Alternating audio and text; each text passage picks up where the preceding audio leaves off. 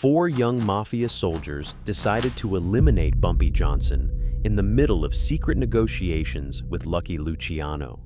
They were certain they were starting a new war, but they had no idea which one of them would be sleeping with the fishes by the next day.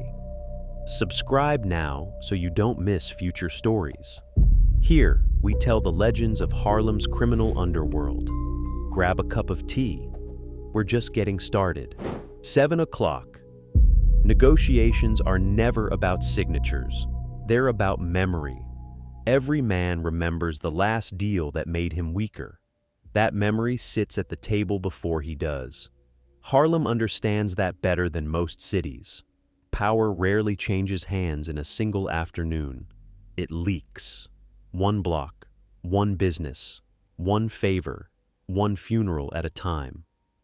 Bumpy Johnson leaves his apartment before the streets become crowded.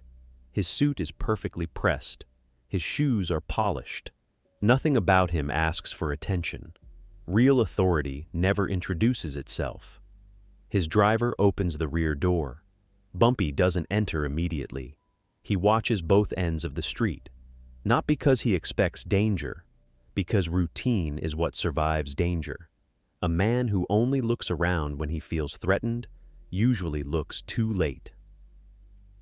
7:17.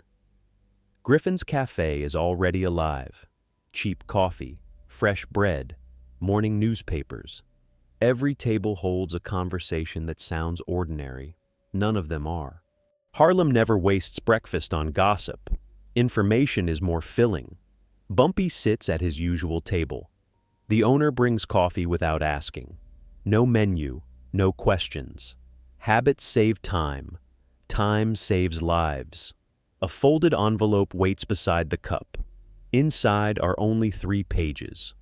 The first lists businesses controlled by Italian crews, north of 125th Street. The second lists businesses protected by Bumpy's organization. The third page is blank. The blank page interests him the most. Every negotiation begins with empty paper. The question is, who writes first? 7:36. Across the city, another room prepares for the same morning. Heavy curtains, dark wood, expensive cigars. Lucky Luciano studies the same neighborhood from a different map. To politicians, Harlem is a district. To businessmen, it's a market.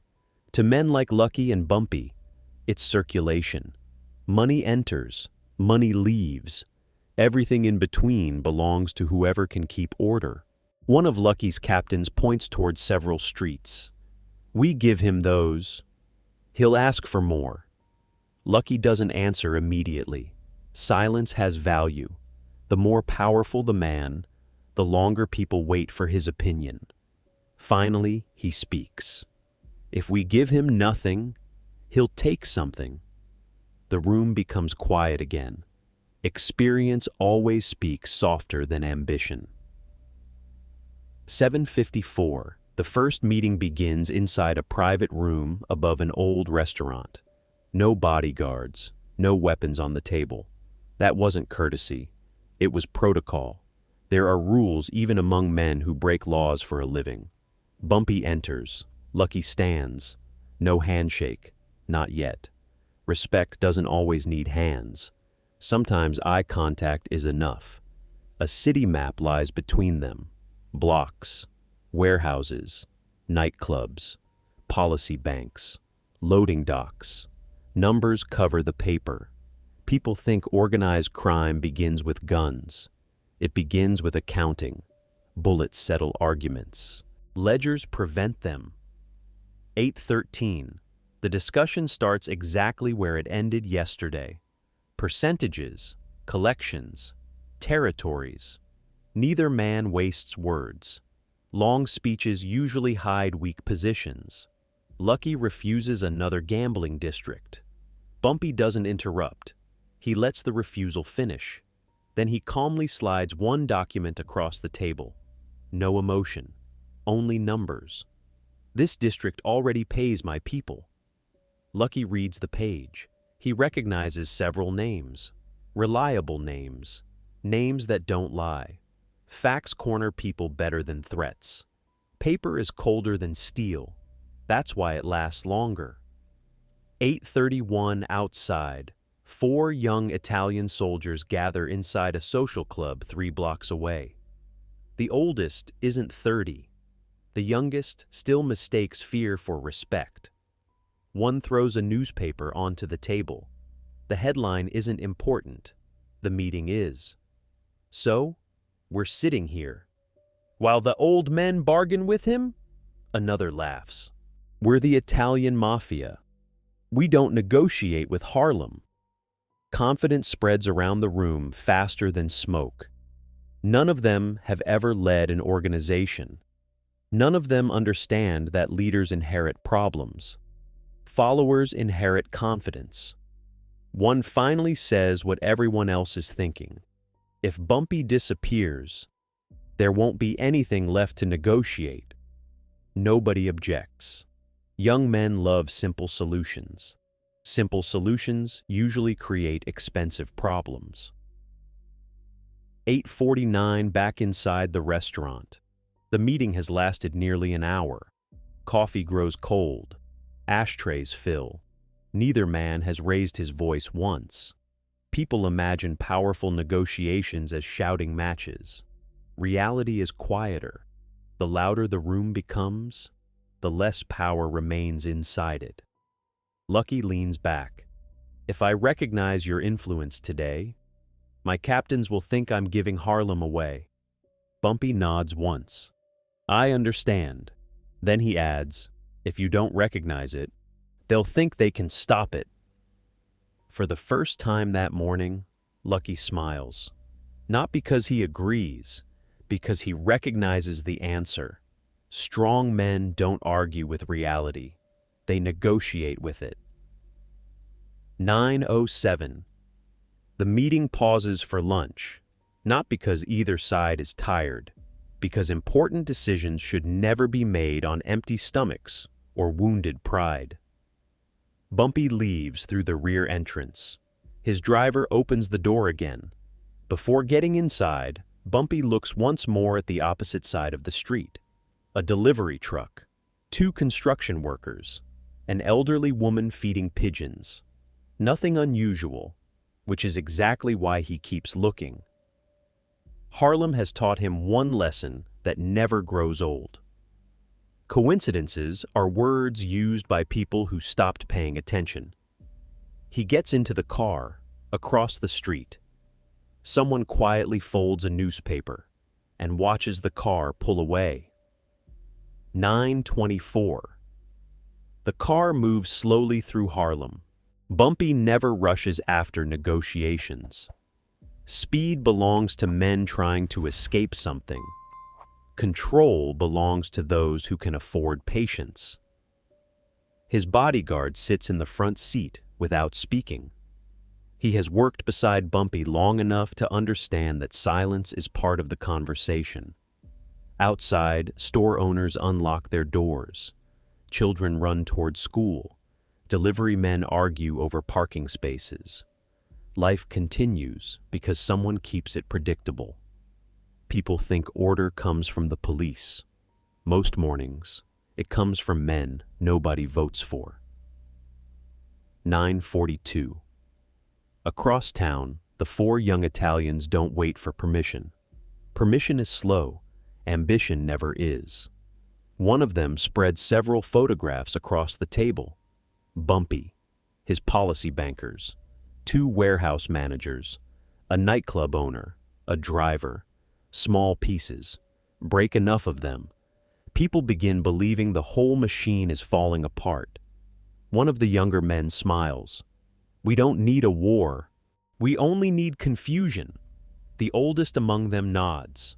Fear travels faster than bullets. Reputation travels even faster.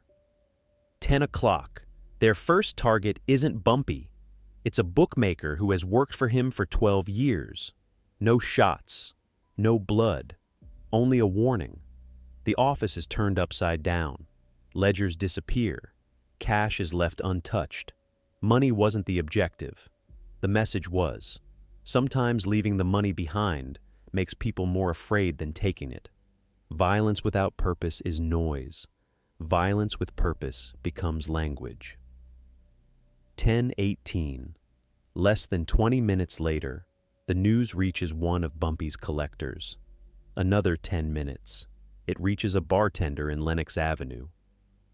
5 minutes after that, a shoeshine boy quietly delivers the same information to a man reading a newspaper. The newspaper changes hands, then changes again. Nobody writes anything down. Harlem remembers better than paper. An organization isn't measured by how many men carry guns. It's measured by how quickly truth reaches the man making decisions. 10:37. Bumpy receives the report while finishing another meeting. He doesn't interrupt the messenger. He never does. People reveal details when nobody rushes them. When the report ends, the room waits. Some expect anger. Others expect immediate orders. Instead, Bumpy folds the piece of paper and slips it into his inside pocket. They're impatient. Nothing more.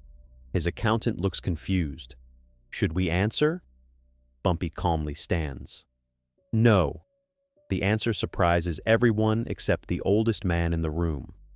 Experience knows something youth rarely accepts. Every trap asks you to move first. 10:56.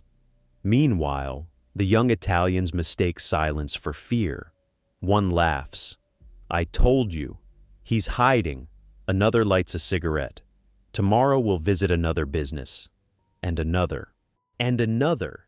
Confidence grows louder. Every hour, nothing happens. That is why overconfidence is dangerous. It feeds itself.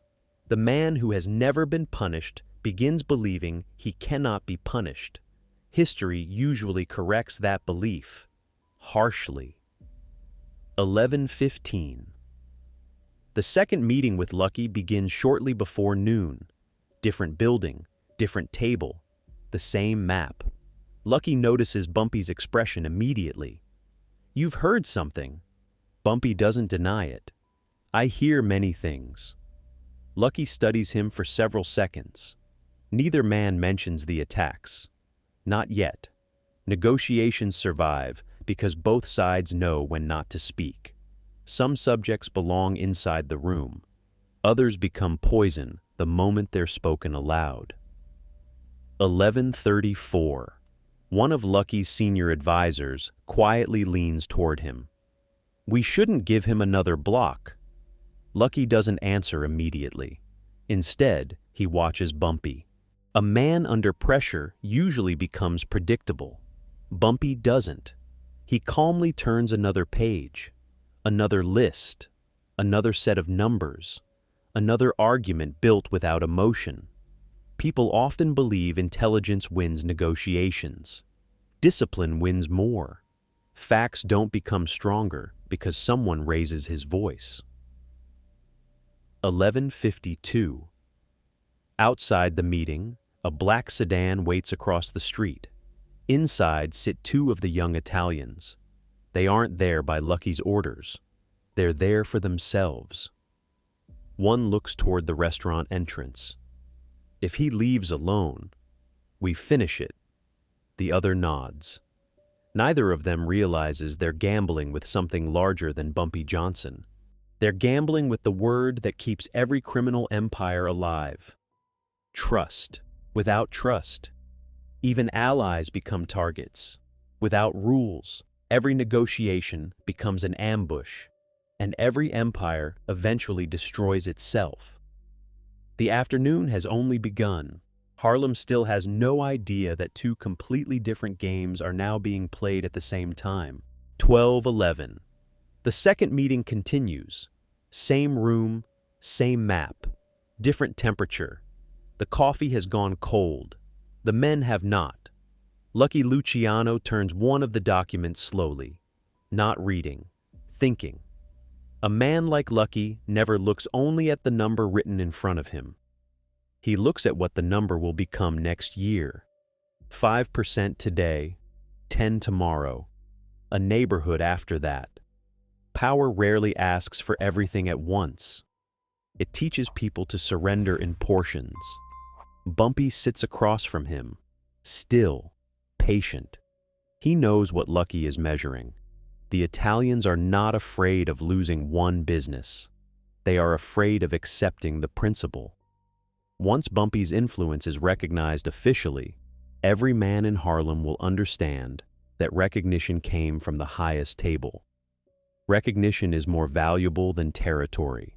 Territory can be taken. Recognition must be given. 1228. Lucky's advisor, Vincent Rizzo, taps one finger against the map. A warehouse near the river, 2 clubs near Lenox Avenue, 3 policy routes. We built those connections. Bumpy looks at the finger, not the man. A finger on a map is a small thing, but small things show intention. You built them, Bumpy says. Rizzo waits. Bumpy continues. But you no longer control the streets around them. The room becomes quiet. Lucky does not defend his advisor. He studies Bumpy instead. There are statements that sound like insults, and statements that sound like weather.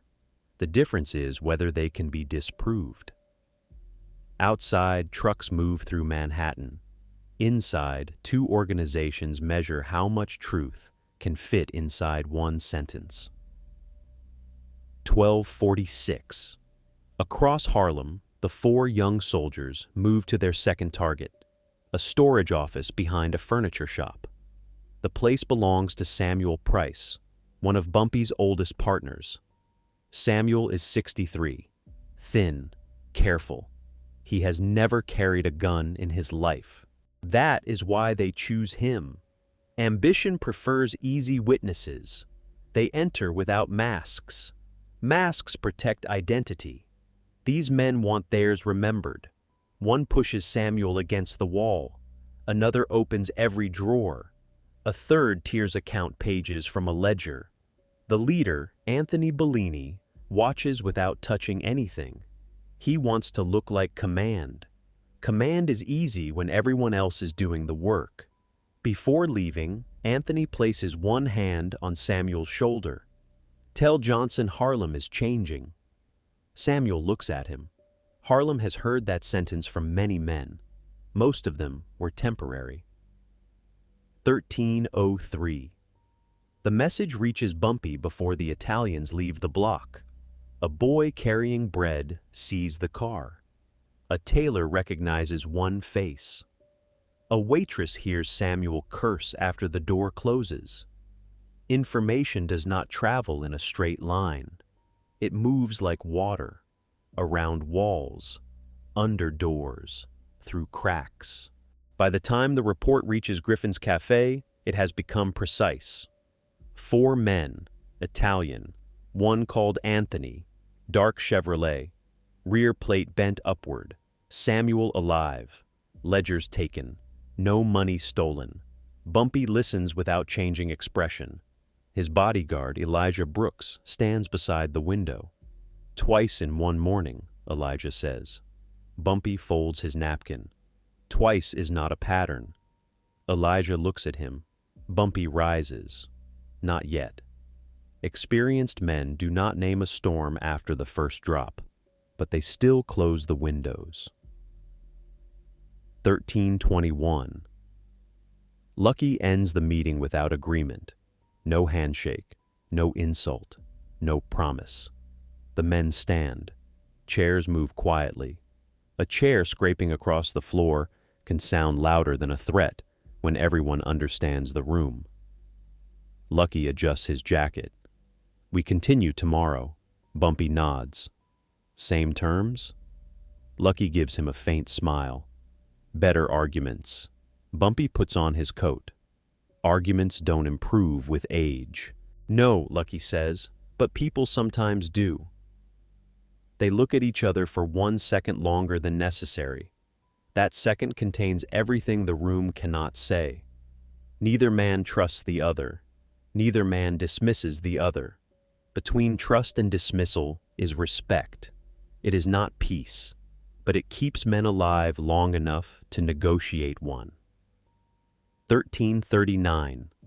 Bumpy leaves through the rear door. Elijah is waiting beside the car. He opens the passenger door. Bumpy pauses before entering. Across the alley, a man stacks wooden crates, too slowly. At the corner, a woman checks the same shop window twice.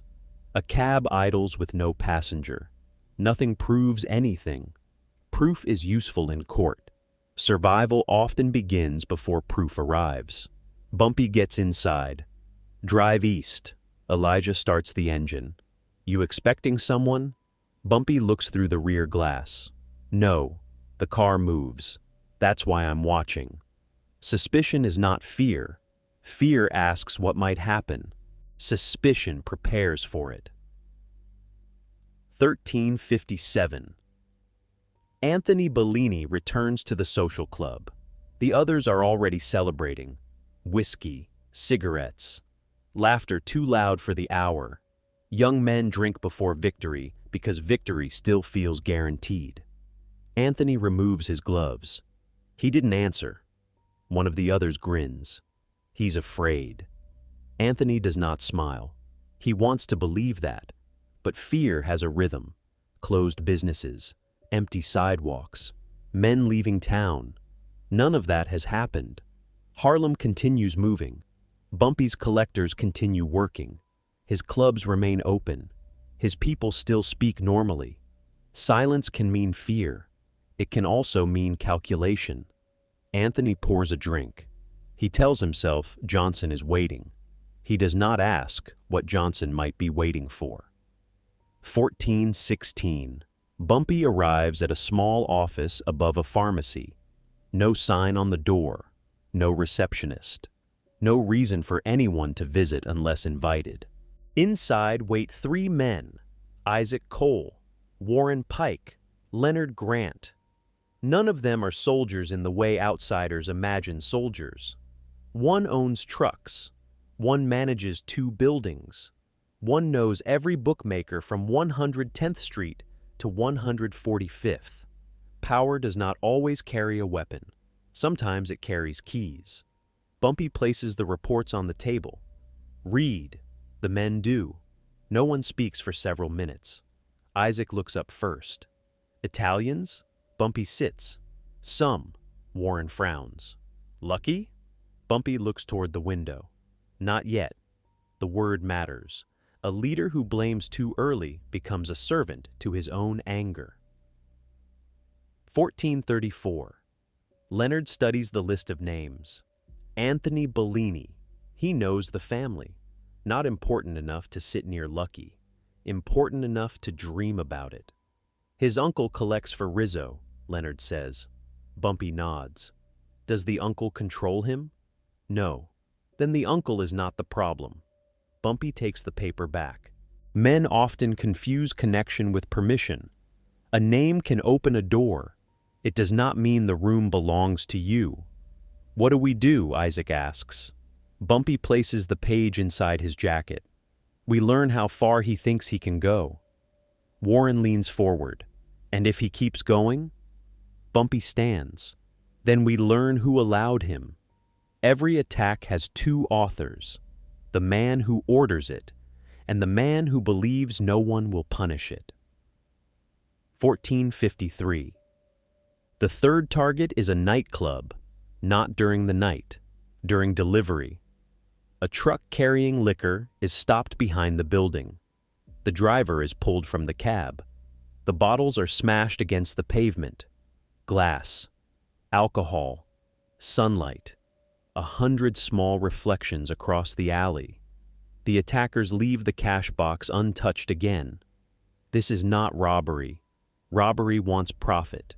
This wants attention. The club manager calls Bumpy's office immediately. His voice shakes. They said the next delivery belongs to them. Bumpy listens. Was anyone hurt? The driver's hand. Broken? No. Then send him to Dr. Avery. The manager waits for more. An order, a threat, permission to answer. Bumpy gives none. Clean the alley before evening. The manager does not understand, but he obeys. Control begins where explanation ends. 1512. Elijah closes the office door. You're letting them think they can keep doing this. Bumpy buttons his jacket. Good. Elijah stares at him. Good. A careful man changes direction when the road becomes dangerous.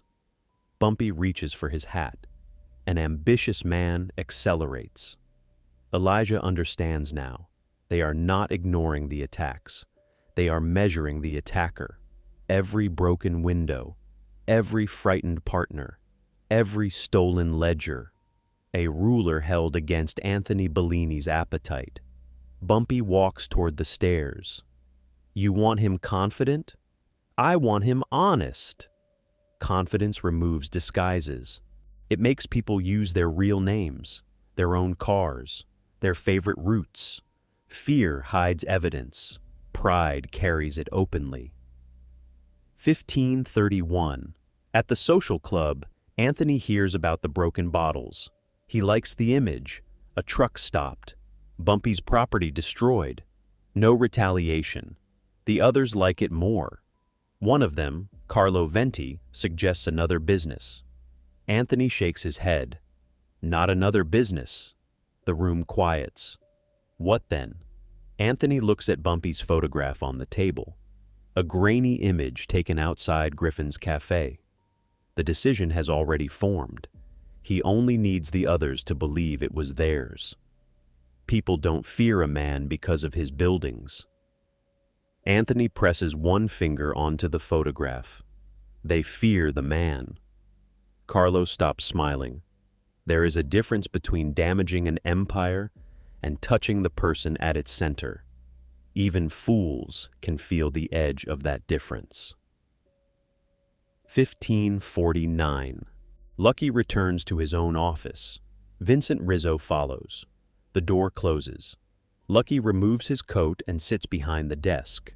Rizzo remains standing. You're giving him too much room. Lucky lights a cigarette. Am I? He thinks Harlem belongs to him. Lucky watches the flame disappear. Does it? Rizzo hesitates. That hesitation answers more than words. Lucky exhales slowly. Johnson controls people we cannot reach without starting trouble. Rizzo's jaw tightens. We can remove him. Lucky's eyes rise. Not angry. Worse. Interested. During negotiations? Rizzo says nothing. Lucky places the cigarette into the ashtray. Only amateurs confuse a meeting table with a coffin. The sentence lands softly. Soft words are often just wrapping for a blade. 1608. Rizzo leaves the office unsettled. He has not told Lucky about Anthony Bellini. Not because he ordered Anthony's actions, because he heard rumors and chose not to stop them. Silence can be permission when the wrong man is listening. Rizzo reaches the hallway phone. He calls the social club. No answer. He calls Anthony's apartment. No answer. He calls Anthony's uncle. The uncle has not seen him since morning. Rizzo hangs up. A problem that was small at noon now has movement. Movement creates distance. Distance creates damage. He returns to Lucky's door, stops, then walks away. Men hide mistakes because they fear punishment. They forget that hidden mistakes grow teeth. 1627. Bumpy visits Samuel Price. The office has been cleaned, not repaired. A broken chair stands near the wall. Ledger pages are missing. Samuel sits behind his desk with an ice pack against his shoulder. Bumpy notices everything. The untouched cash, the missing pages, the muddy print near the cabinet, a cigar burned only halfway.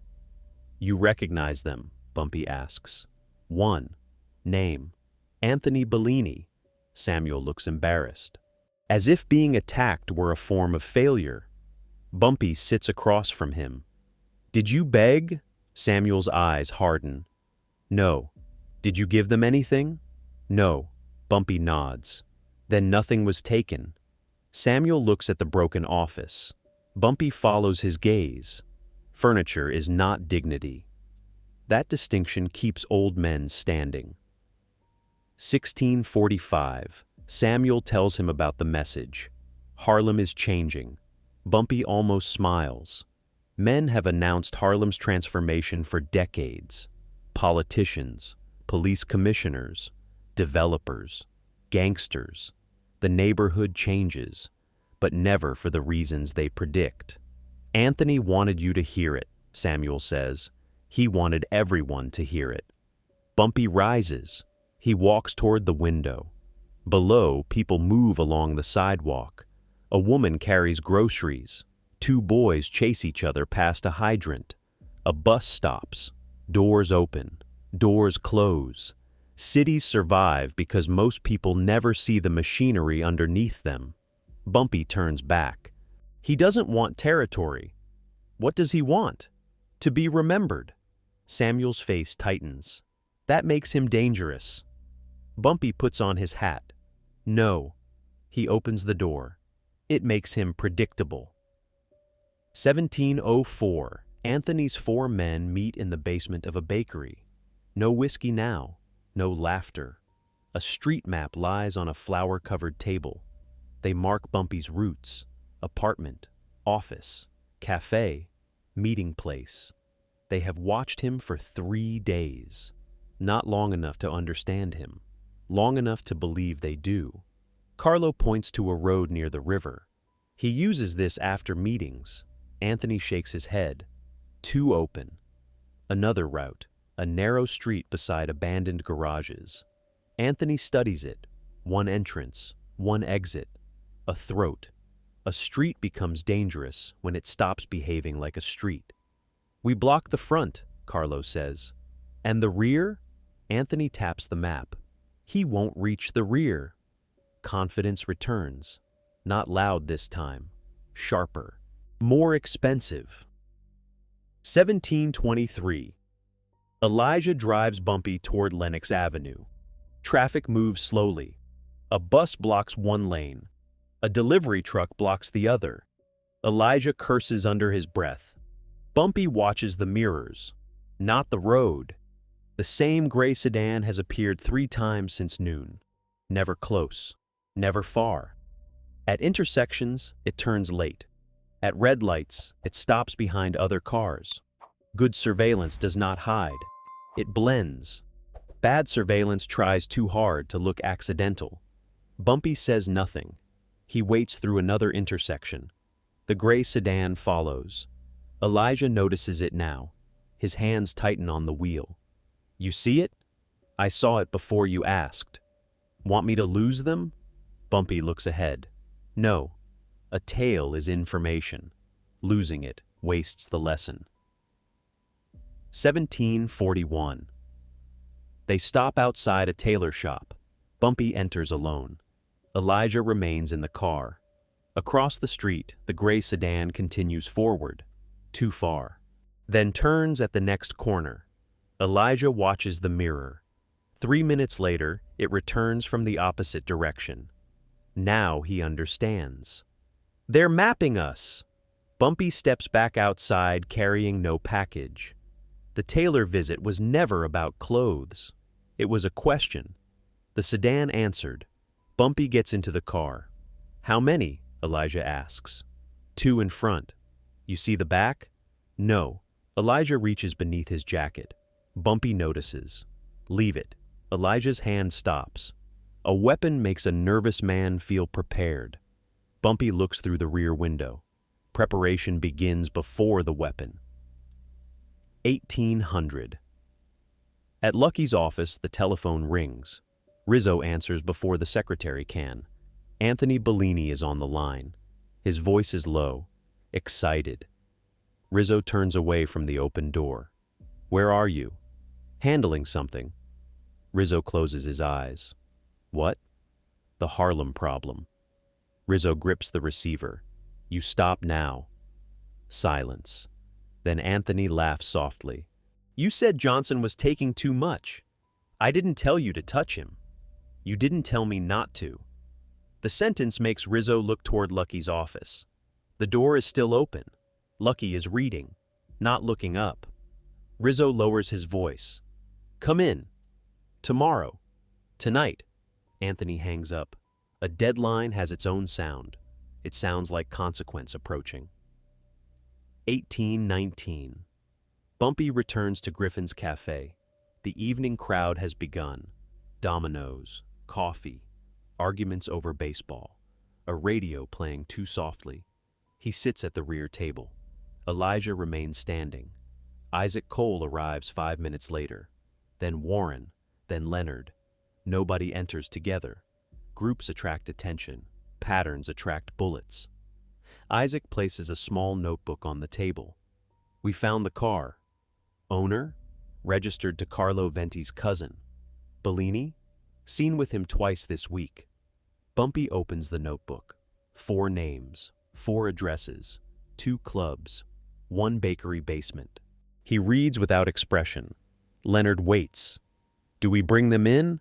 Bumpy closes the book. "No." Warren exhales sharply. "They've hit 3 places." Bumpy looks at him. "And now they're watching me." The room changes. 1837. No one speaks for several seconds. Silence here is not the absence of sound. It is a command. Warren leans back. Isaac lowers his eyes. Leonard watches Bumpy carefully. They expect anger. Instead, Bumpy asks, "Who knows Lucky's schedule?" Isaac answers first. "Rizzo." "Who else?" "His captains." "Bellini?" "No." Bumpy taps the notebook once. That matters. Anthony knows Bumpy is negotiating, but not from the inside. He knows enough to act, not enough to understand the rules. A dangerous amount of knowledge. "Could Lucky be using him?" Warren asks. Bumpy looks toward the cafe entrance. Lucky doesn't send boys to perform a man's work. The answer is not trust. It is judgment. 1856. Bumpy opens the notebook again. "Watch the 4. Isaac nods. "No contact?" "No contact." "Follow them." "Let them follow me." Elijah looks at him. That instruction changes everything. Bumpy turns to Warren. "I want 10 men available tomorrow." "Armed?" "Available." Warren understands the correction. Weapons are assumed. Readiness is the order. "Where?" Bumpy gives him the name of a narrow street beside 3 unused garages. Leonard recognizes it. "One way in." Bumpy nods. "One way out." Isaac studies him. "You think they'll choose it?" "No." Bumpy closes the notebook. "I think I will." Traps are not places. They are decisions made by the person who believes he chose freely. 1915. Anthony stands inside the bakery basement. The plan is finished. 4 men, 2 cars, 1 blocked road. They will follow Bumpy after the next meeting. Wait until he leaves Manhattan traffic. Force him into the narrow street. Finish it quickly. No witnesses, no negotiation. Carlo asks the question none of them wanted to ask. "What do we tell Lucky?" Anthony smiles. "We tell him after." The others look at each other. An organization has rules because consequences cannot be undone. Anthony believes success will forgive the violation.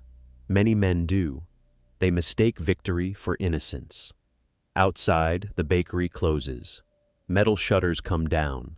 Inside, 4 young men prepare to gamble with 2 empires. 1934. Lucky remains in his office long after the others leave. Rizzo stands near the door. The missing information has become too heavy to carry. Lucky signs one document, then another. He never looks up. Rizzo finally speaks. "There may be a problem." Lucky continues writing. "There is always a problem." Bellini. The pen stops, only for a second. What about him? He's been moving against Johnson's businesses. Lucky places the pen down carefully. Care is what anger looks like in disciplined men. On whose authority? Rizzo does not answer. Lucky lifts his eyes. The room becomes smaller. On whose authority? No one's. Lucky leans back. No shouting. No fist. Just one quiet breath. Nothing frightens experienced men more than disorder wearing their name. 1952. Rizzo explains the attacks. The bookmaker, Samuel Price, the nightclub delivery. He does not mention the phone call immediately. Lucky notices. Omissions have shape. What else? Rizzo looks toward the carpet. He may be planning something larger. Lucky stands. May? He called. When? Less than 2 hours ago. And you waited. Rizzo has no defense. Excuses are just lies asking for better clothes. Lucky walks to the window. The city below is covered in evening light. You understand what this looks like? Rizzo does. Negotiations by day, attacks by night, a handshake offered with one hand, a knife hidden in the other. In their world, betrayal is dangerous. The appearance of betrayal can be worse. 2011, Lucky turns from the window. Find him, Rizzo nods quickly. And if he refuses? Lucky picks up his cigarette case. He already refused. Rizzo waits for more. None comes. The absence of instruction is deliberate. Lucky is not yet deciding Anthony's fate. He is deciding whether the damage can still be contained. There is a difference between punishing a soldier and repairing the meaning of your own name. Do we warn Johnson? Rizzo asks. Lucky looks at him. The question insults both men. Bumpy Johnson does not need warning from Lucky Luciano to survive Harlem, and Lucky Luciano does not admit weakness before he knows its size. Find Bellini, Lucky repeats. The meeting is over. 2029. At Griffin's Cafe, Bumpy finishes his coffee. The cup has been cold for nearly an hour. He drinks it anyway. Comfort is a luxury. Habit is discipline. Elijah waits beside the table. Tomorrow's meeting still happening? Yes. With all this, especially with all this. Elijah studies him. You think Lucky knows? He knows something. How much? Bumpy stands. Less than he should. And more than he admits. Bumpy puts on his coat. Always. They walk toward the rear exit. Outside, the gray sedan is gone. That does not make the street safer. Visible danger has manners. Invisible danger does not. 2048. The four young Italians leave the bakery separately. Anthony first. Carlo 6 minutes later. The others through the rear entrance. They believe separation makes them difficult to track. Across the street, a man repairs a bicycle chain. He never looks up.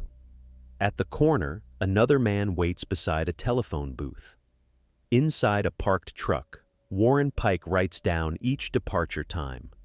No photographs, no conversation, no mistakes. Bumpy's organization does not surround the men. It allows them space. People show their intentions when they believe no one is close enough to stop them. Anthony drives north. Carlo follows at a distance. The truck does not move. It does not need to. Harlem has more eyes than cars. 2107 Bumpy arrives home. He removes his jacket, places his watch on the dresser, checks the window, then the hallway.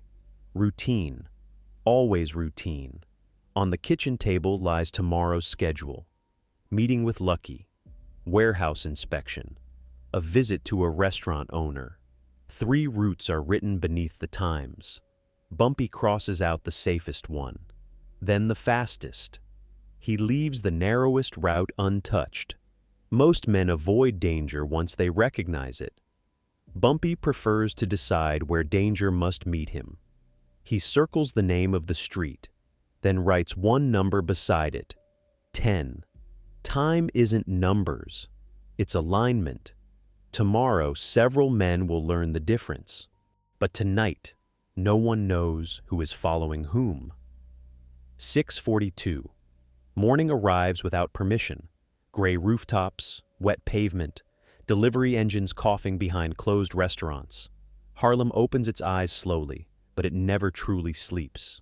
Bumpy is already dressed. White shirt, suspenders, dark trousers. His jacket rests across the back of a chair. On the kitchen table lies the schedule he marked the night before. Meeting, warehouse, restaurant. 3 destinations. 1 route circled. 10 men waiting. No explanation written beside the number. Explanations are useful after danger. Before danger, they become weight. Bumpy checks his watch. 6:42. The hands move. The city aligns. Time isn't numbers. It's alignment. A man who controls the hour does not need to control every person inside it. 6:59. Elijah arrives 3 minutes early. Early is acceptable. Late is confession. He enters through the kitchen and places a newspaper on the table. No greeting. No wasted motion. Bellini left his apartment at 5:20. Bumpy buttons his cuffs. Alone? Carlo picked him up 2 blocks later. The others? Different car. Elijah opens the newspaper. A street map is folded inside. 3 marks, a bakery, a garage, a narrow road near the river. Bumpy looks at the final mark. Activity? 2 cars entered before sunrise. Came out? No. Bumpy puts on his jacket. A hidden car is not evidence. It is intention waiting for an engine. 7:16. Across town, Anthony Bellini stands inside an abandoned garage. The doors are closed. The lights are weak. Dust hangs in the air like old smoke. 2 cars wait inside. A dark Chevrolet. A stolen delivery truck.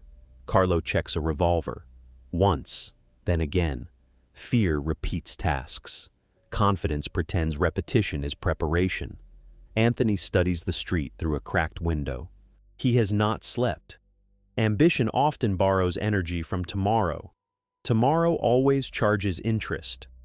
Lucky's men looking for us? Carlo asks. Anthony shakes his head. He'll thank us. Nobody answers. They have repeated that sentence too many times. A truth does not need rehearsal. A lie does. 7:34. Lucky Luciano enters his office before most of his staff. The secretary is surprised. She hides it well. Surprise is dangerous around powerful men because it proves they have become predictable.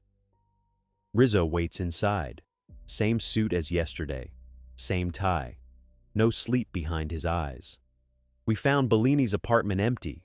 Lucky removes his gloves. The club? Empty. The bakery? Closed. Lucky places the gloves on the desk. Carefully. Every object has a proper place. Men are expected to understand the same rule. He's moving today, Rizzo says. Lucky looks toward the window. Against Johnson? We think so. Lucky's face remains still. Thinking is not certainty. And uncertainty is expensive when a man's name has already entered the room. 7:53. Rizzo puts a list on the desk. 4 names. Anthony Bellini, Carlo Venti, Paolo Russo, Nicky Serra. Lucky reads them once. None is powerful. That makes the situation worse. Important men can be negotiated with. Unimportant men often believe one dramatic act will make them permanent. Who spoke to them? Lucky asks. Bellini's uncle. And? Anthony refused to come in. Lucky looks up. A soldier may disobey a captain. A fool may ignore a warning. But refusing a direct summons changes the meaning of both. Find the uncle. He's downstairs. Bring him. Rizzo moves toward the door. Lucky stops him with one sentence. And close it. Privacy protects dignity. It also contains punishment. 8:11. Bumpy arrives at Griffin's cafe. The usual table, the usual cup. Nothing usual about the morning. Isaac sits near the counter pretending to read racing results.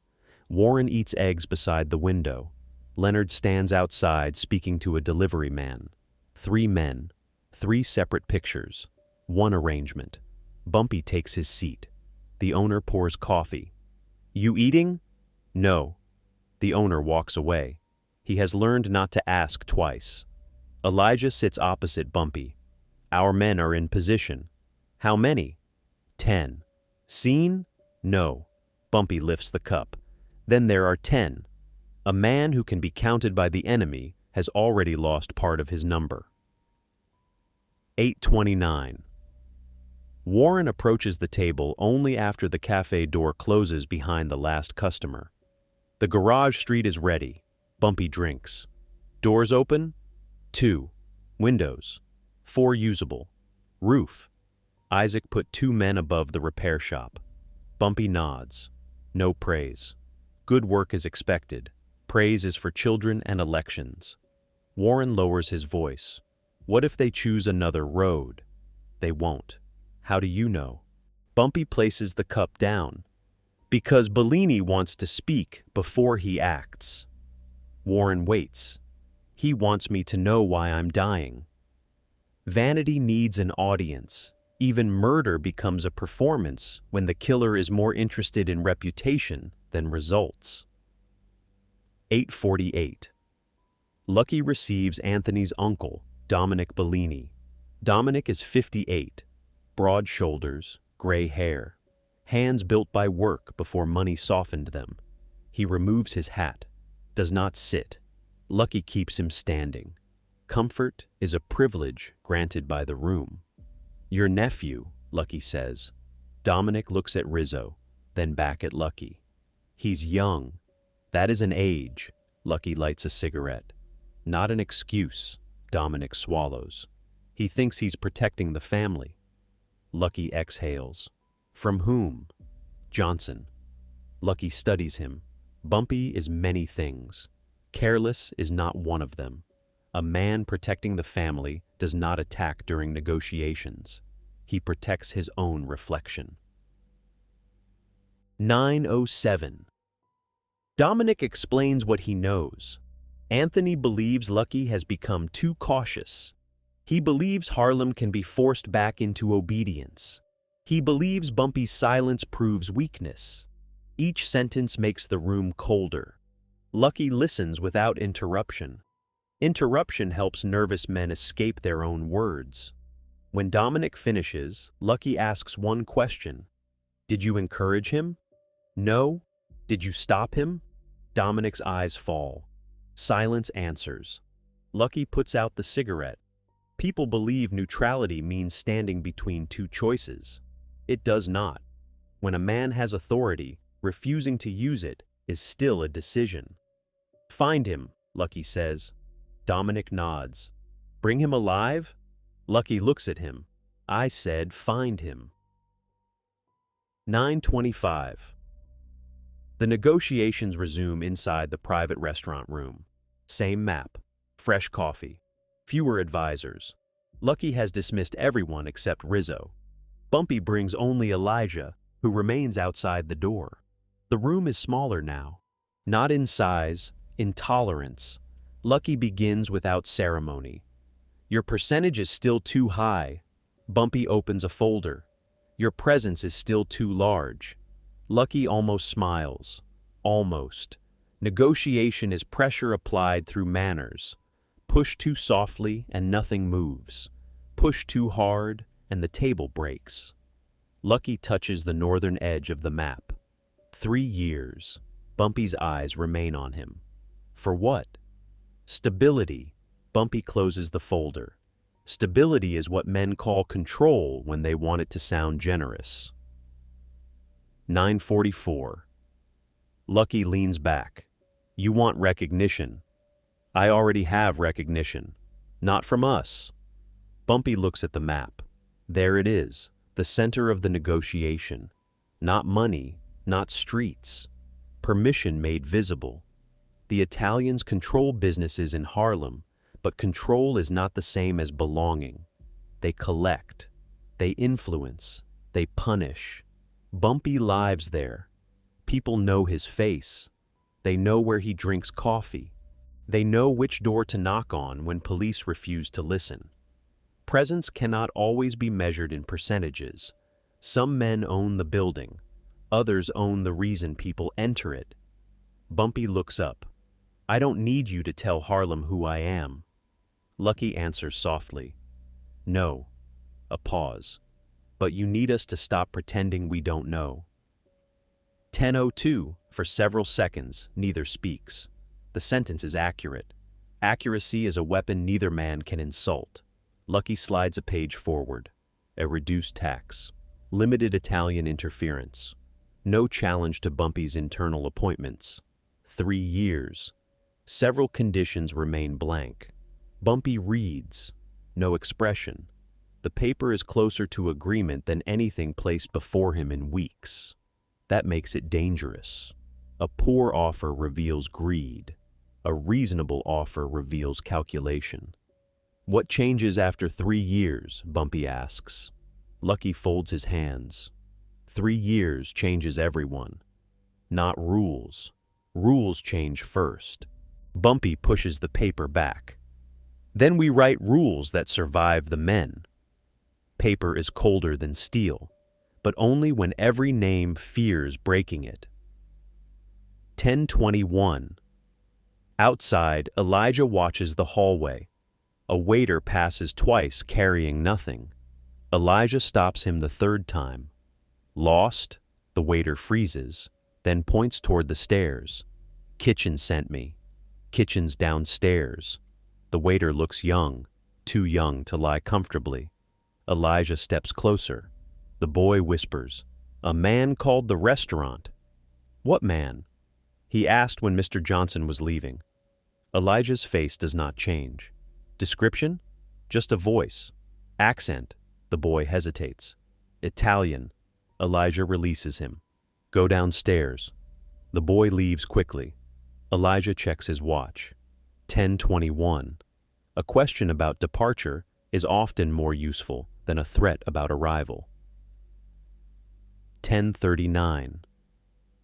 Inside the room, Bumpy sees Elijah through the narrow glass panel. One movement. Right hand near the jacket, left shoulder lowered. A signal. Not immediate danger. New information. Bumpy continues reading as if nothing changed. A man who reacts before understanding gives his enemy control of the room. Lucky notices the glance. Problem? Bumpy turns another page. Not yet. Lucky's eyes shift toward Rizzo. Rizzo looks away too quickly. The movement is small. Small movements cost more in quiet rooms. Lucky says nothing. Bumpy says nothing. The negotiation continues. But another conversation has begun. No words. Only timing. Only eyes. Trust does not collapse loudly. First, it develops a crack. 10:58. Rizzo asks for a short recess. Lucky allows it. Rizzo exits through a side door and finds a telephone near the service corridor. He calls Dominic Bellini. No answer. Then Anthony's club. No answer. Then a number connected to Carlo Venti's cousin. A woman answers. Carlo left before dawn. Rizzo hangs up. His hand remains on the receiver. He hears footsteps. Turns. Elijah stands at the far end of the corridor. Neither man speaks. Elijah saw the call. Not the number, not the purpose. Enough. Information is rarely complete when it becomes useful. Rizzo walks back toward the meeting room. Elijah lets him pass. Stopping him would create noise. Sometimes suspicion grows better in silence. 11:17. The meeting resumes. Lucky studies Rizzo. What? Rizzo lowers his voice. Nothing confirmed. Bumpy hears the phrase. Nothing confirmed. Confirmation is a luxury used by men who can survive being wrong. Bumpy closes the folder. Tomorrow. Lucky raises an eyebrow. We're not finished. No. Bumpy stands. That's why tomorrow still matters. Lucky remains seated. You're leaving early. I'm leaving on time. Their eyes meet. Lucky understands the distinction. The discussion has ended because something outside the room has entered it. Bumpy puts on his coat. Lucky speaks before he reaches the door. Johnson. Bumpy turns. If something is moving under my name. Lucky pauses. It isn't moving with my permission. Bumpy looks at him for a long moment. Permission is not the only way men become responsible. 11:36. Bumpy leaves through the front entrance, not the rear. The decision surprises Elijah. It also surprises the two men watching from a parked sedan across the street. Bumpy sees the sedan immediately. Gray, driver wearing a dark hat, passenger pretending to study a newspaper, the same car, or one meant to look like it. Elijah opens the rear door. You want another car? No. More men? No. Bumpy gets inside. The sedan's engine starts before their door closes. Too eager. A tail should follow movement, not predict it. Elijah sits behind the wheel. Where? Bumpy checks his watch. Warehouse. The official schedule remains useful, even when no one intends to keep it. 11:54, Lucky walks to the window and watches Bumpy's car leave. The gray sedan follows 1 block later. Rizzo stands behind him. You see it? Yes. Rizzo's voice tightens. That could be Bellini. Lucky turns. Could? Rizzo has learned to fear that word today. Lucky reaches for the telephone. Call every crew north of Midtown. And tell them what? Lucky looks back through the window. No one touches Johnson. Rizzo nods. Lucky adds, no one helps whoever does. The distinction matters. An organization cannot always stop a fool before he moves, but it can decide whether he still has a world to return to. 12:13. The car moves north, Bumpy in the rear, Elijah driving. Only one bodyguard today. That is what Bellini expects. Expectation makes a trap comfortable. The gray sedan remains 4 cars behind, not gaining, not falling back. At the next light, Elijah turns right. The sedan turns right. At the following intersection, he stays left until the final moment. The sedan stays left. Elijah's eyes move to the mirror. It's them. Bumpy watches a bus cross ahead. Maybe. You said coincidence was for inexperienced men. It is. Then why maybe? Bumpy adjusts one cuff, because confidence should never replace counting. 12:31. A second vehicle appears. Dark Chevrolet. 2 blocks back. It changes lanes whenever the gray sedan does not. One car watches, the other closes. Elijah sees it. So there are 2. Bumpy looks through the rear glass. Now there are 2. The correction is quiet, important. A number only exists when verified. Before that, it is fear wearing arithmetic. Traffic thickens near an intersection. Pedestrians, a delivery truck, a police cruiser moving in the opposite direction. The gray sedan lets another car pass between them. The Chevrolet does not. Different discipline. Same destination. Bumpy checks his watch again. 12:31. The schedule is holding. 12:50. Inside the gray sedan, Carlo Venti grips the wheel. Anthony sits beside him. In the back, Paolo watches Bumpy's car through the gap between seats. He knows, Paolo says. Anthony does not turn. He always looks. He changed lanes twice. So did we. Paolo says nothing. Fear tries to sound like observation. Anthony checks the Chevrolet in the mirror. Nikki is still behind them. Good. 2 cars, 4 men, 1 bodyguard. The arithmetic comforts him. Counting is how people soothe fear. It turns uncertainty into a number. Numbers feel obedient. Men are not. Anthony touches the revolver beneath his coat. Stay close. Carlo nods. The road narrows ahead. 13:08. Elijah approaches the turn leading toward the warehouse. Bumpy speaks. "Keep going." Elijah passes it. The gray sedan hesitates, only half a second. Then follows. The Chevrolet follows too. Elijah looks into the mirror. That confirms it. No. Bumpy watches the reflection. That confirms they don't care about the warehouse. What do they care about? Ending the route. Elijah's hand tightens around the wheel. Ahead, traffic separates. One road leads toward a busy avenue. The other moves east through aging industrial blocks. Fewer witnesses. More walls. A road chosen by men who think privacy belongs only to them. Elijah waits for instruction. Bumpy says nothing yet. A decision given too early becomes visible. 13:27. At the garage street, Warren checks his watch. 13:27. 10 men wait in separate positions. 2 behind the upper windows. 3 inside the repair shop. 2 in the empty building opposite. 3 inside a parked moving van. No one speaks. No one smokes.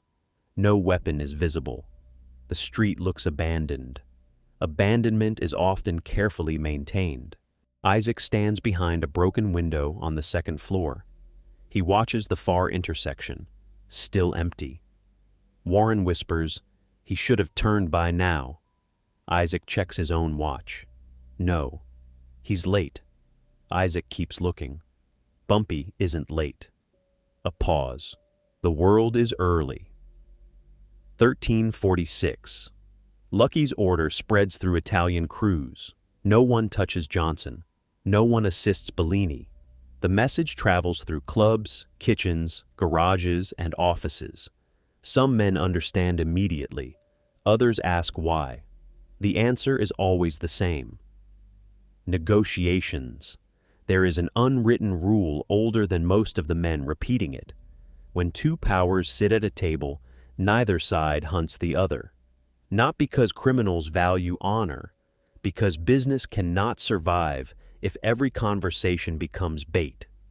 A meeting is temporary neutral ground.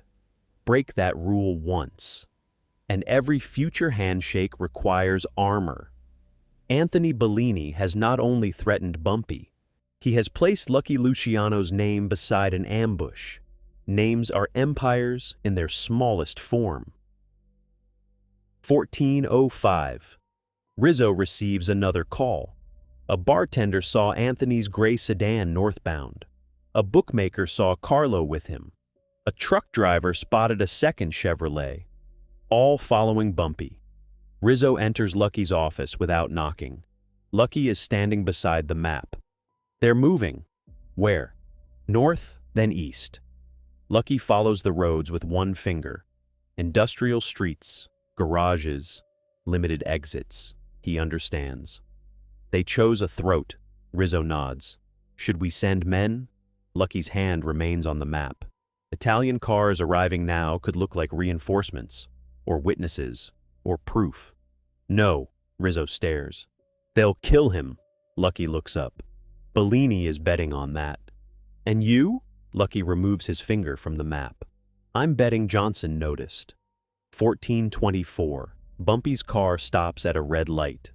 The gray sedan stops behind a delivery truck. The Chevrolet waits one lane over. Elijah keeps both hands on the wheel. We can take the avenue. Yes. Crowds. Police. Yes. They won't move there. No. Elijah turns slightly. So we take it. Bumpy looks through the side window. A mother holds a child's hand.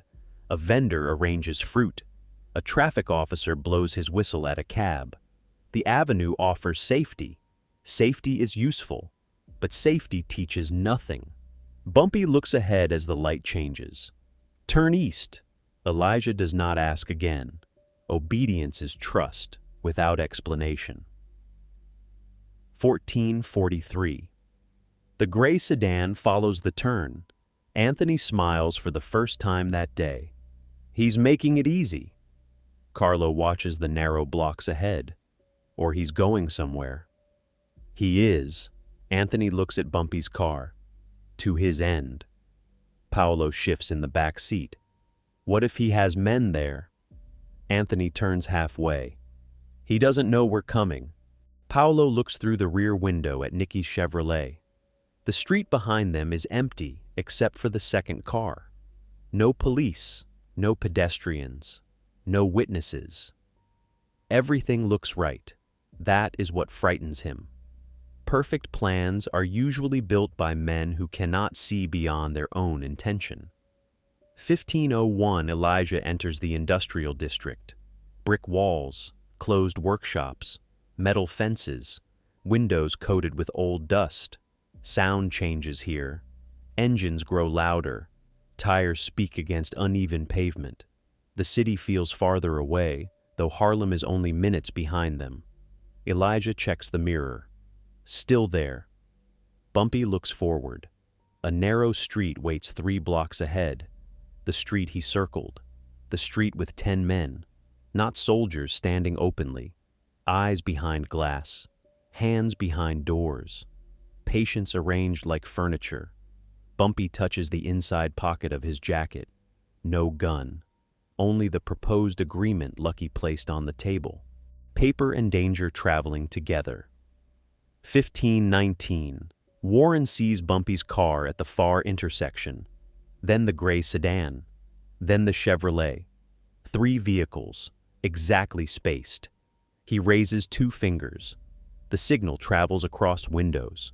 Men move into position. No running, no noise. 1 garage door remains half open. The moving van waits at an angle, ready to seal the rear. Isaac watches Bumpy's car approach. He brought them. Warren looks at the 2 cars behind him. No, he lowers his hand. He let them come. There is a difference between being followed and leading a follower. One is danger. The other is architecture. 1537 Bumpy's car passes the first garage. Elijah's breathing changes. Only slightly. Bumpy hears it. You nervous? Ready. Those are not the same. Elijah looks into the mirror. Which one should I be? Bumpy watches the street ahead. Ready lasts longer. At the next corner, a truck rolls slowly from a side road. Not one of theirs. For 1 second, it blocks the path. Elijah reaches beneath his coat. Bumpy raises 1 hand. Wait. The truck continues. The road clears. False danger often arrives before real danger. It spends a man's attention. Attention is ammunition. Experienced men do not waste either. 1555. Anthony sees the truck move away. The road opens. Bumpy's car continues into the narrowest part of the street. Now. Carlo accelerates. The gray sedan closes the distance. Behind them, Nicky's Chevrolet moves faster. The 2 vehicles begin forming the shape they planned. 1 behind Bumpy, 1 passing. A road becoming a cage. Anthony draws his revolver, but keeps it below the window. Don't fire from the car. Carlo nods. We stop him first. Paolo's mouth is dry. And if he runs? Anthony looks ahead. He won't have anywhere to run. Men often confuse limited space with limited choices. They forget choices can be waiting behind walls. 1612. Elijah sees the Chevrolet pull alongside. Now, Bumpy looks at the upper windows. 1 curtain moves, a small signal. His men are present, all 10. The moving van behind remains still. The half-open garage remains dark, everything aligned. Slow down, Bumpy says. Elijah releases the accelerator. The Chevrolet passes and cuts across the road. Brakes scream. The car stops sideways, blocking the front. Behind them, the gray sedan closes in and turns at an angle, blocking the rear. A throat squeezed from both ends. Elijah's hand disappears beneath his jacket. Bumpy places 1 hand on his shoulder. Not yet. The street becomes silent, not empty, waiting. 1614. 4 doors open. Anthony exits first. Carlo beside him. Paolo and Nicky from the second car. Dark suits, hands near their coats. Faces carrying the confidence of men who believe the scene belongs to them. Elijah watches through the windshield. 4. Bumpy looks at the windows. 4 visible. Anthony walks toward the car. Slowly. He wants Bumpy to watch him approach. He wants the moment to feel official. Power copied from movies still needs an audience. Bumpy opens his own door. Elijah turns. "What are you doing?" "Getting out." They have the road. Bumpy steps onto the pavement. "No." He adjusts his jacket. They have cars. 16:16. Elijah exits from the driver's side. Anthony raises one hand. "Keep yours where I can see them." Bumpy looks at him. Not the weapon beneath his coat. Not the cars. The face. Young. Tired. Proud. A man trying to become a story before learning how stories end. Anthony stops several feet away. Behind him, Carlo smiles. Paolo does not. Nicky keeps glancing toward the windows. Instinct speaks, even when pride refuses to listen. Bumpy says nothing. Silence forces Anthony to continue. Men who plan speeches hate an audience that will not help them begin. 16:18. Anthony spreads his hands. "You know what they say about lions?" Bumpy waits. "In the wild, old lions lose their ground." Carlo laughs softly. Anthony continues. "Hungry ones come in. They take the territory. They tear apart whatever is too slow to leave." The words echo between brick walls. Too rehearsed. Too long. A threat becomes weaker each time it explains itself. Bumpy watches Carlo, not Anthony. The choice unsettles them. A leader expects attention. Ignoring him removes part of the costume. Anthony's jaw tightens. "We're giving you mercy." Bumpy finally speaks. "Are you?" 16:20. Anthony steps closer. "You won't leave this street." Elijah remains still. His hand closed to his jacket. Bumpy's hands visible. Empty. Anthony smiles again. "We'll deliver one final message to your family." The sentence hangs in the air. Carlo looks pleased. Paolo looks toward the roof. Nicky shifts his weight. Bumpy studies each man. The speaker, the believer, the frightened one, the follower. 4 men are rarely 4 equal decisions. Every group has a hinge. Break the hinge. The door stops being a door. Bumpy looks past Anthony, directly at Carlo, and speaks in the language they thought belonged only to them. "Tell Lucky," a pause. "Your friend sleeps with the fishes." 16:21. Carlo's smile disappears. The phrase is familiar, not from newspapers, from kitchens where children were told to leave, from whispered family warnings, from men who never explained where missing people went. Anthony turns toward him. Only for a second. That second is enough. Carlo understands what Anthony does not. Bumpy is not improvising. He knows their codes, their hierarchy, their fear. He is not speaking like a corner gangster threatening Italians. He is speaking like a man who understands how their world records death.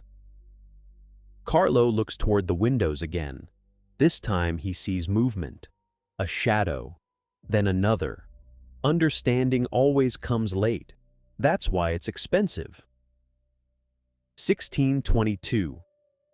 A garage door rises behind Anthony, metal scraping concrete. 2 men step out, then 3.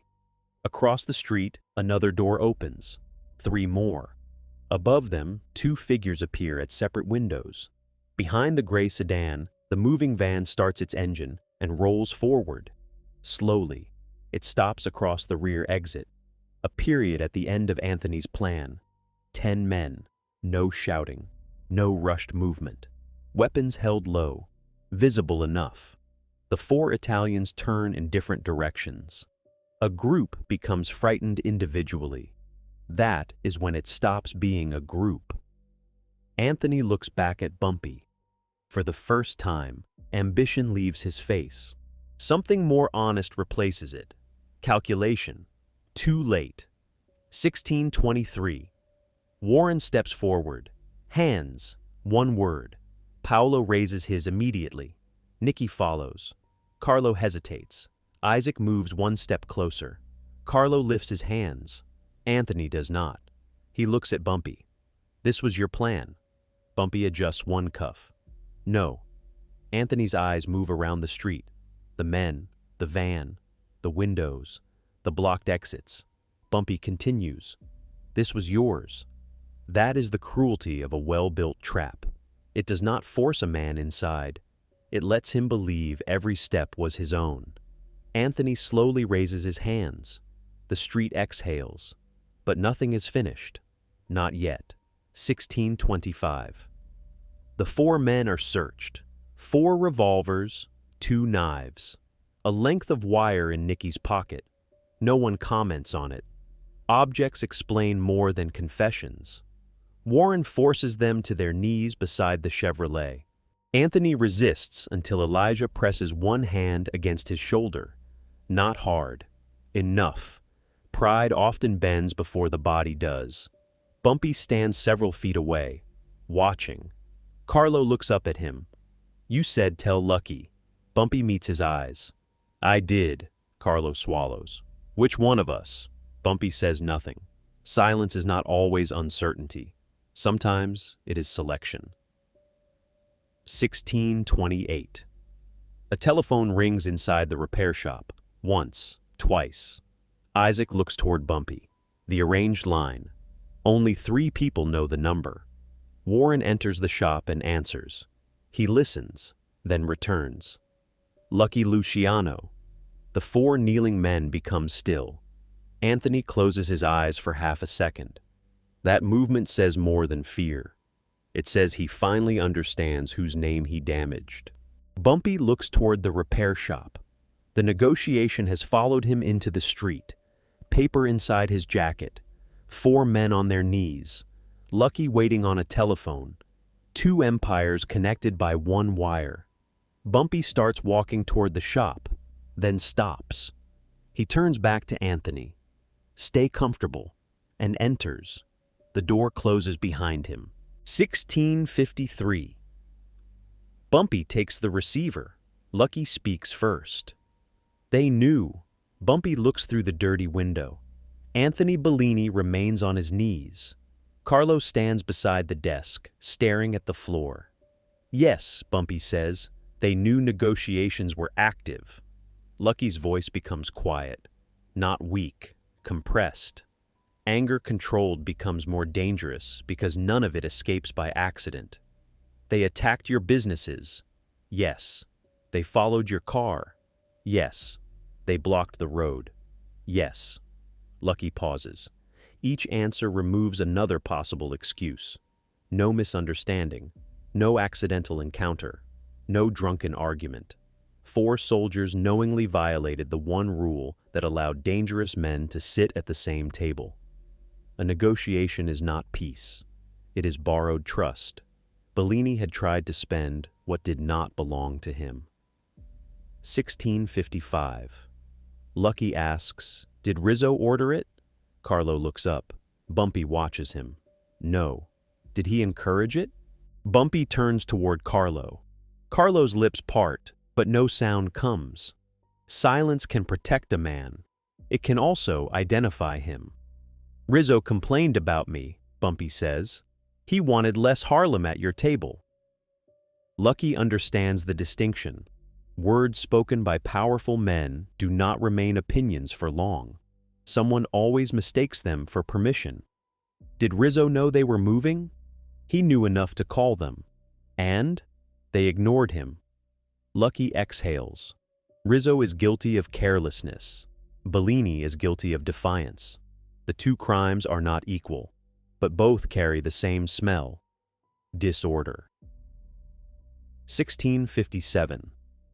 Lucky asks to speak with Carlo again. Bumpy holds out the receiver. Carlo takes it reluctantly. Yes, sir. A question. No, sir. Another. He never told us to kill Johnson. Carlo glances at Bumpy. He said the negotiations were giving away too much. Lucky speaks longer this time. Carlo listens. His shoulders sink. No, sir. Another pause. Yes. Anthony planned it. Carlo closes his eyes. We agreed. That final answer matters. Following a man does not erase choice. Every follower wants the leader blamed once consequences arrive. But a weapon carried willingly is still a vote. Carlo returns the receiver. His hand is steadier now. Fear has passed its first stage. He no longer wonders whether punishment is coming, only which direction it will come from. 16:59, Bumpy takes the phone.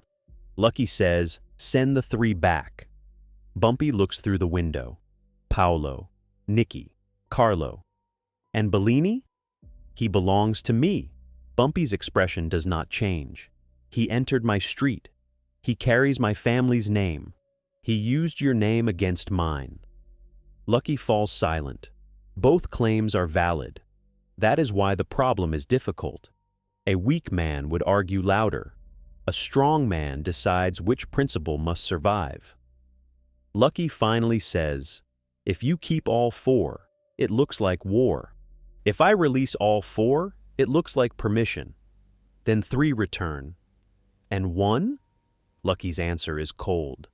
1 becomes the cost. The words do not name Anthony. They do not need to. 17:01, Bumpy studies Carlo. The young man understands enough to stop breathing for a second. Lucky continues. The others return unarmed.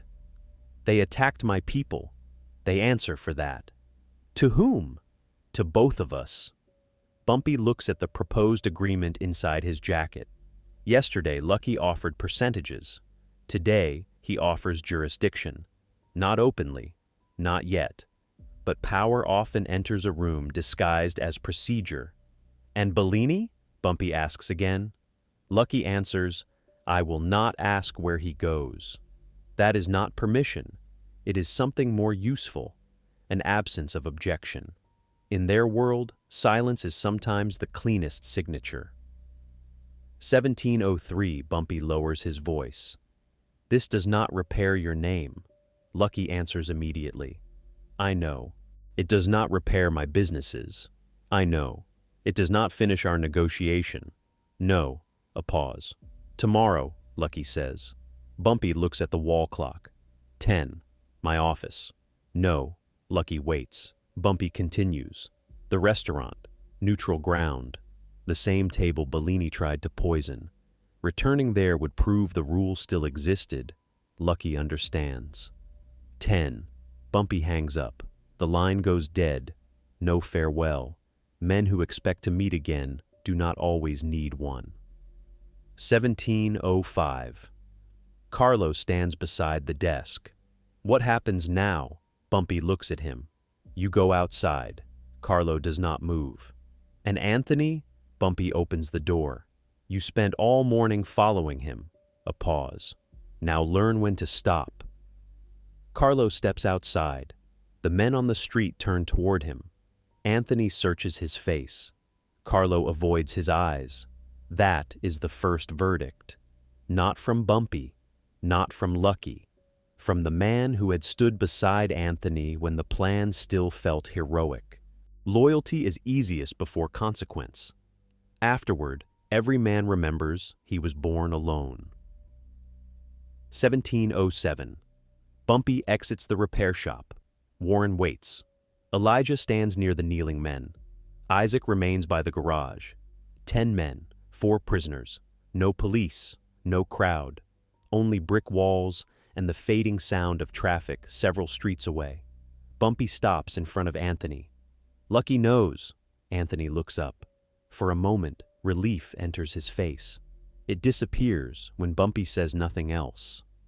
What did he say? Bumpy turns toward Carlo. You tell him. Carlo hesitates, then speaks. We go back. Anthony looks between them. All of us? Carlo lowers his eyes. No. The street becomes silent again. This silence has weight. 1709.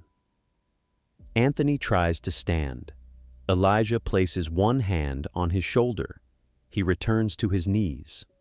You can't do this, Anthony says. Bumpy watches him. An hour earlier, Anthony had offered to carry a final message to Bumpy's family. Now he speaks as though rules have suddenly become sacred. Fear often discovers morality late. You attacked my people, Bumpy says. Anthony's breathing quickens. We didn't kill anyone. You followed me. We only wanted to talk. Bumpy glances at the 4 revolvers on the Chevrolet's hood. Your conversation came loaded. Anthony looks toward Carlo, then Paolo, then Nicky. No one defends him. A leader without followers becomes a man explaining himself. 1711. Anthony changes direction. It is the oldest instinct. Blames someone larger. Rizzo wanted this. Bumpy says nothing. He said Lucky was giving you Harlem. Still nothing. He said someone had to stop it. Carlo looks at him sharply. That's not what he said. Anthony turns. You heard him. He complained. He wanted action. He never ordered this. Anthony's face hardens. Truth has become an enemy because it no longer serves him. Bumpy watches the argument. He does not need to question them. Pressure has done it for him. Men reveal the plan when they begin fighting over who owned it. 1713. Bumpy turns to Warren. Take the 3 to Mott Street. Anthony's head lifts. Carlo exhales. Paolo closes his eyes. Nicky whispers something that sounds like prayer. Leave the weapons, Bumpy adds. Warren nods. Alive? Bumpy looks at the 3 men. They carry the message, Carlo asks. What message? Bumpy steps closer. Tell Lucky I understand the difference between his soldiers and his orders. Carlo waits. And tell him the difference only matters once. The words are not forgiveness. They are a limit. Limits make peace possible. They also define the next war. 1715. Warren's men raise Carlo, Paolo, and Nicky. Their hands are tied in front, not behind. They are no longer immediate threats. But they are not guests. Anthony watches them being led toward the moving van. You can't leave me here. Carlo stops, only for a second. Anthony looks at him. Carlo. The name sounds smaller now. Carlo turns halfway. Anthony waits for loyalty, an argument, a promise, anything. Carlo says quietly, You told us Lucky would thank us. Then he enters the van. The door closes. A friendship can survive fear. It rarely survives proof that the fear was purchased with a lie. 1717. The moving van drives away. 3 Italians inside. 2 of Bumpy's men with them. Warren follows in another car. The gray sedan remains behind. So does the Chevrolet. Both doors open, both engines silent. Props from a performance that ended without applause. Anthony remains on his knees. Only Elijah, Isaac, and several others stay. Bumpy checks his watch. 1717. The day is still aligned. Anthony looks toward the empty intersection. What did Lucky say about me? Bumpy adjusts his sleeve. He stopped asking. That answer frightens Anthony more than a sentence of death. Power does not always condemn a man. Sometimes it simply removes his name from the conversation. 1719. Anthony's voice changes. The arrogance is gone. I can fix this. Bumpy looks at him. How? I'll leave New York. You brought men onto my streets. I'll go west. You used Lucky's name. I'll disappear. Bumpy's expression remains still. That word has different meanings depending on who says it. When a frightened man says he will disappear, he means escape. When a powerful man says it, he means conclusion. Anthony continues. You'll never see me again. Bumpy looks toward Isaac, then back at Anthony. That was already decided. Anthony understands. Not fully. Enough. 1721. Elijah steps closer. Bumpy raises one hand. Not yet. He wants Anthony to hear the reason. Punishment without reason creates fear. Punishment with reason creates law. You thought negotiations made me weak, Bumpy says. Anthony says nothing. You thought Lucky's patience made him weak. Still nothing. You attacked because two men were speaking instead of shooting. Bumpy looks at the empty road. You confused silence with surrender. Anthony's face tightens. Bumpy finishes. Hungry lions don't announce themselves. The phrase returns to Anthony, his own metaphor, now stripped of theater. Words are dangerous when the wrong man remembers them better than you do. But 1723. Bumpy walks toward his car. Anthony calls after him. Johnson. Bumpy stops. You're going to start a war. Bumpy turns slightly. No. Anthony waits. Bumpy looks at him one last time. You almost did. Then he enters the car. Elijah remains outside for a few seconds. Isaac closes the repair shop door. Two men take Anthony by the arms. No shouting. No struggle at first. The street has already decided which sounds belong to it. Bumpy looks forward through the windshield. He does not watch what happens behind him. A decision becomes weaker when the man who made it needs to enjoy it. 1726. The car leaves the industrial block. One turn, then another. Harlem begins to return. People, buses, storefronts, ordinary noise. Elijah drives without speaking. Bumpy sits in the rear. The proposed agreement remains inside his jacket. Elijah finally asks, "Where are they taking Bellini?"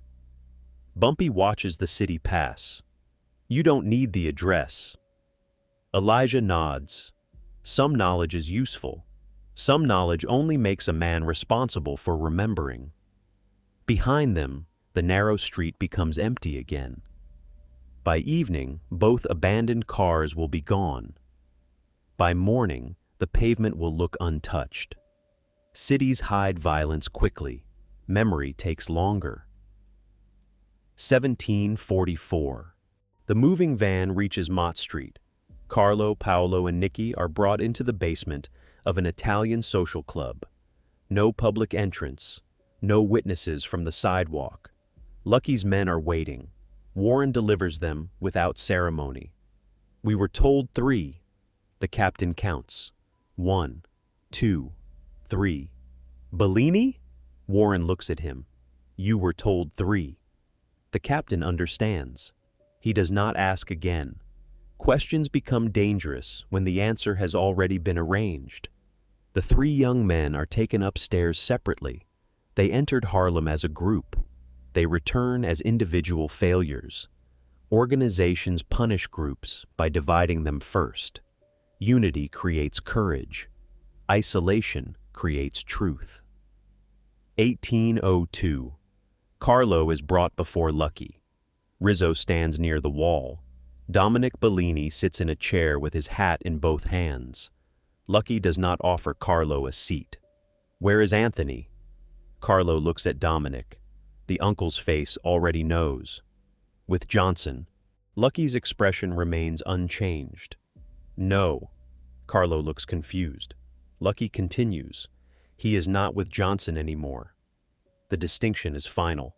Carlo lowers his eyes. Lucky asks, "What rule did you break?" Carlo answers quietly, "We moved during negotiations." "What else?" "We used your name." "What else?" Carlo hesitates. "We made it look like you ordered it." Lucky nods once. At last, the full crime has been spoken aloud. 1820. Paolo and Nikki are questioned separately. Their stories match, not because they rehearsed well, because the truth is now simpler than the lie. Anthony planned the ambush. Rizzo complained. No captain authorized violence. All four knew negotiations were underway. All four believed success would erase the violation. Lucky listens to every account. He never raises his voice. The young men expected rage. Rage would make the punishment personal. Lucky's calm makes it institutional. Personal anger can fade. Rules cannot afford to. When the questioning ends, the three are removed from active crews. No collections, no weapons, no meetings, no Harlem. A soldier without access is a name waiting to be forgotten. 1838. Rizzo remains in the room after the others leave. Lucky sits behind the desk. Dominic has been dismissed. Neither man speaks. Rizzo knows his part. Not the ambush, the climate. He complained in front of ambitious men. He allowed frustration to sound like instruction. Then he delayed telling Lucky. A powerful man is responsible not only for orders. He is responsible for what weaker men believe he wants. I didn't authorize it, Rizzo says. Lucky looks at him. You made disobedience feel useful. Rizzo's jaw tightens. They chose. Yes. Lucky folds his hands. And you gave them a direction. Responsibility rarely belongs to one man. Punishment often does. 1840. Lucky removes Rizzo from the Harlem negotiations. No argument, no appeal. Another captain will attend tomorrow. Rizzo understands what that means. Loss of proximity, loss of information, loss of trust. A man does not need to be killed to become smaller. Sometimes he is simply moved farther from the table. You think Johnson planned this? Rizzo asks. Lucky looks toward the window. He planned where it ended. That's the same thing. No. Lucky lights a cigarette. Bellini created the danger. A small flame touches tobacco. Johnson chose who would own it. That is the difference between reaction and control. 1905. At Griffin's Cafe, Bumpy eats for the first time that day. Eggs, toast, coffee. The evening crowd does not know what happened. Some have heard about stopped deliveries. Some know Samuel Price was threatened. No one knows the shape of the answer. That is intentional. Public revenge creates legends. Quiet correction creates stability. Isaac sits across from Bumpy. All three delivered. Good. Bellini? Bumpy cuts a piece of toast. Gone. Isaac does not ask whether that means dead, hidden, or exiled. Harlem has many forms of absence. Some are temporary. Some become permanent because everyone understands not to search. 1923. Samuel Price enters the cafe. His shoulder remains stiff. Bumpy gestures toward the empty chair. Samuel sits. They brought back the ledger pages, he says. Bumpy looks up. All of them? Every page. Lucky's people returned them less than an hour earlier. No apology, no explanation. Only a sealed package. Repair begins with property. Respect takes longer. The office? Bumpy asks. Already being fixed. By whom? An Italian contractor. Bumpy nods. Lucky is moving quickly. Not from kindness, from necessity. Damage done under a man's name must be repaired under the same name. Otherwise, the street remembers only the first half. 1941. The nightclub manager calls. A new liquor delivery has arrived. No charge. Twice the bottles destroyed. The injured driver's medical bill has been paid. The bookmaker receives his missing records. No money is demanded. No one claims credit. The Italians are erasing Bellini's message. But erasure is never complete. Everyone who saw the attacks will also see the repair. That is enough. Power is not avoiding mistakes. It is deciding what people learn from the correction. Bumpy finishes his coffee. Lucky is preparing tomorrow's table, not with words, with evidence. Evidence makes negotiation shorter. 2000 Elijah finds Bumpy outside the cafe. The streetlights are on. Night has settled over Harlem. You trust him tomorrow? No. You believe he didn't order it? Yes. Elijah considers the answer. Trust and belief are not the same. A man can believe another's explanation and still prepare for betrayal. You think Lucky gives us the terms? Bumpy looks toward Lenox Avenue. Cars moving, people crossing, businesses still open. He gives what protects his name. And us? Bumpy buttons his coat. We take what protects Harlem. Negotiations work when both men can call the result self-preservation. Generosity is unstable. Interest lasts longer. 22:14. Across the East River, a weighted bundle disappears beneath dark water. No ceremony, no witnesses who will speak. The men on the boat do not use Anthony Bellini's name. Names give the dead a place among the living. Silence removes it. The phrase Anthony mocked hours earlier returns without being spoken. Sleeping with the fishes. He had wanted to sound like a man who understood mafia language.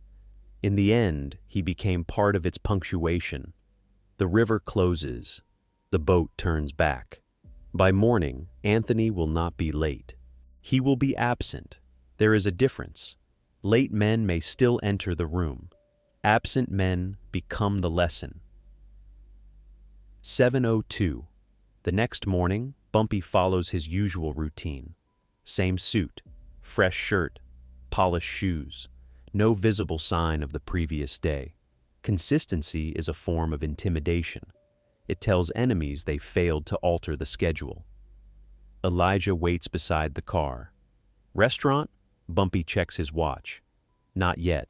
He enters Griffin's Cafe first. The owner brings coffee. No menu. No questions.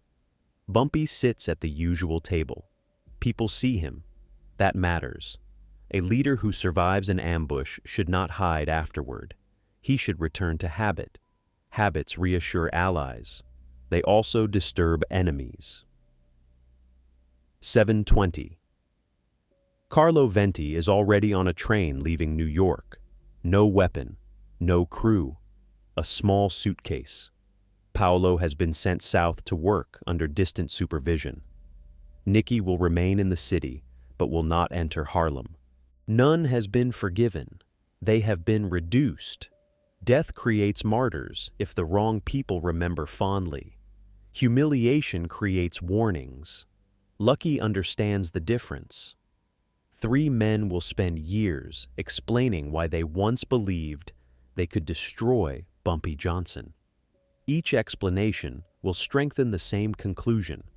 They were allowed to live because someone more powerful decided their lives carried more value as evidence. 8:06. Lucky arrives at his office. A new advisor waits. Salvatore Moretti. Older, quieter, no personal interest in Harlem. Lucky gives him one instruction. Bring the revised agreement. Moretti opens the folder. The tax is lower, the territory broader. Italian interference restricted, the duration extended. He looks up. This gives Johnson almost everything. Lucky puts on his coat. No. Moretti waits. It gives him what he already controls. Then why sign it? Lucky looks toward the door. Because pretending otherwise became expensive. Recognition does not create power. It acknowledges where power has already settled. 9:32. Bumpy leaves Griffin's Cafe. No gray sedan follows. No Chevrolet waits at the corner. Elijah notices. Clear. Bumpy gets into the car. Nothing is clear. The street may be quiet, Quiet can mean safety. It can also mean men are thinking. The drive downtown is uneventful. That is what yesterday's violence purchased. Not peace. A normal road. Sometimes authority is measured by how ordinary the morning becomes after extraordinary danger. 9:58, Bumpy enters the restaurant. Lucky is already there. 2 minutes early. Bumpy notices. Lucky notices him noticing. No one comments. Time isn't numbers. It's alignment. The same map lies on the table. The same chairs. Fresh coffee. No Rizzo. No advisors inside the room. Only Lucky and Bumpy. Yesterday, 4 young men believed power was a larger number of guns. Today, 2 older men sit alone. No visible weapons. More dangerous than anyone on that street. 10 o'clock, Lucky stands. This time, he extends his hand. Bumpy looks at it, then accepts. The handshake lasts 1 second. No warmth, no performance. A bridge does not need affection, only enough strength to carry weight. They sit. Lucky places the revised agreement between them. Bellini is handled. Bumpy opens the folder. He handled himself. Lucky does not argue. Some men are punished by their enemies. Others build the punishment from the first decision onward. What about the 3? Bumpy asks. Gone from Harlem. For how long? Long enough to become old somewhere else. The answer is sufficient. 10:17. Bumpy reads the first page.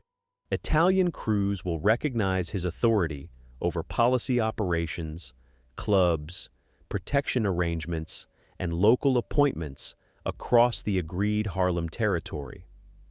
No Italian captain may interfere without direct approval from the highest level. The territory is larger than previously offered. Lucky watches him read. You wanted recognition. Bumpy turns the page. I wanted boundaries. They are the same thing. No. Bumpy looks up. Recognition concerns men. He taps the map. Boundaries concern what happens after they leave.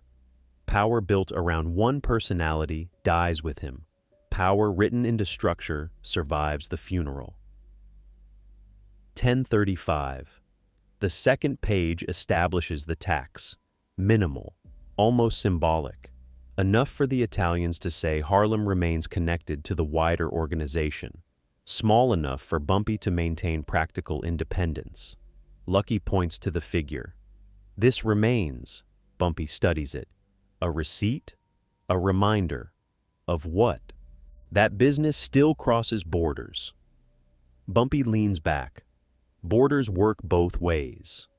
Lucky nods. That is the real agreement. The tax is not submission. It is the price of a recognized line.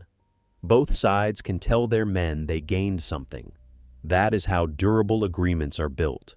Victory for one side creates revenge in the other. Balance creates calculation. 10:53. The third page sets the duration. 5 years. No Italian challenge to Bumpy's influence inside Harlem. No unauthorized recruitment of his partners. No direct pressure on protected businesses. Disputes return to the table before they reach the street. Bumpy reads the final clause twice. 5 years. Lucky lights a cigarette. You wanted rules that survive men. 5 years doesn't survive men. It survives ambition. Not forever. Long enough for habits to form, and habits can become stronger than signatures. Bumpy closes the folder. What happens if one of your boys forgets? Lucky looks at him. Yesterday becomes the reminder. 11:11. Bumpy places his hand on the agreement. One change. Lucky's expression remains calm. Which? Bumpy points to the phrase describing Italian approval of local appointments. Remove approval. Lucky studies the line. It protects our interests. It makes my authority borrowed. You want consultation? No. Notification? When necessary. Lucky looks toward the map. The request is not financial. That makes it more important. Money can be recovered. Authority weakened on paper remains weakened every day the paper exists. Lucky takes a pen, draws one line through the clause.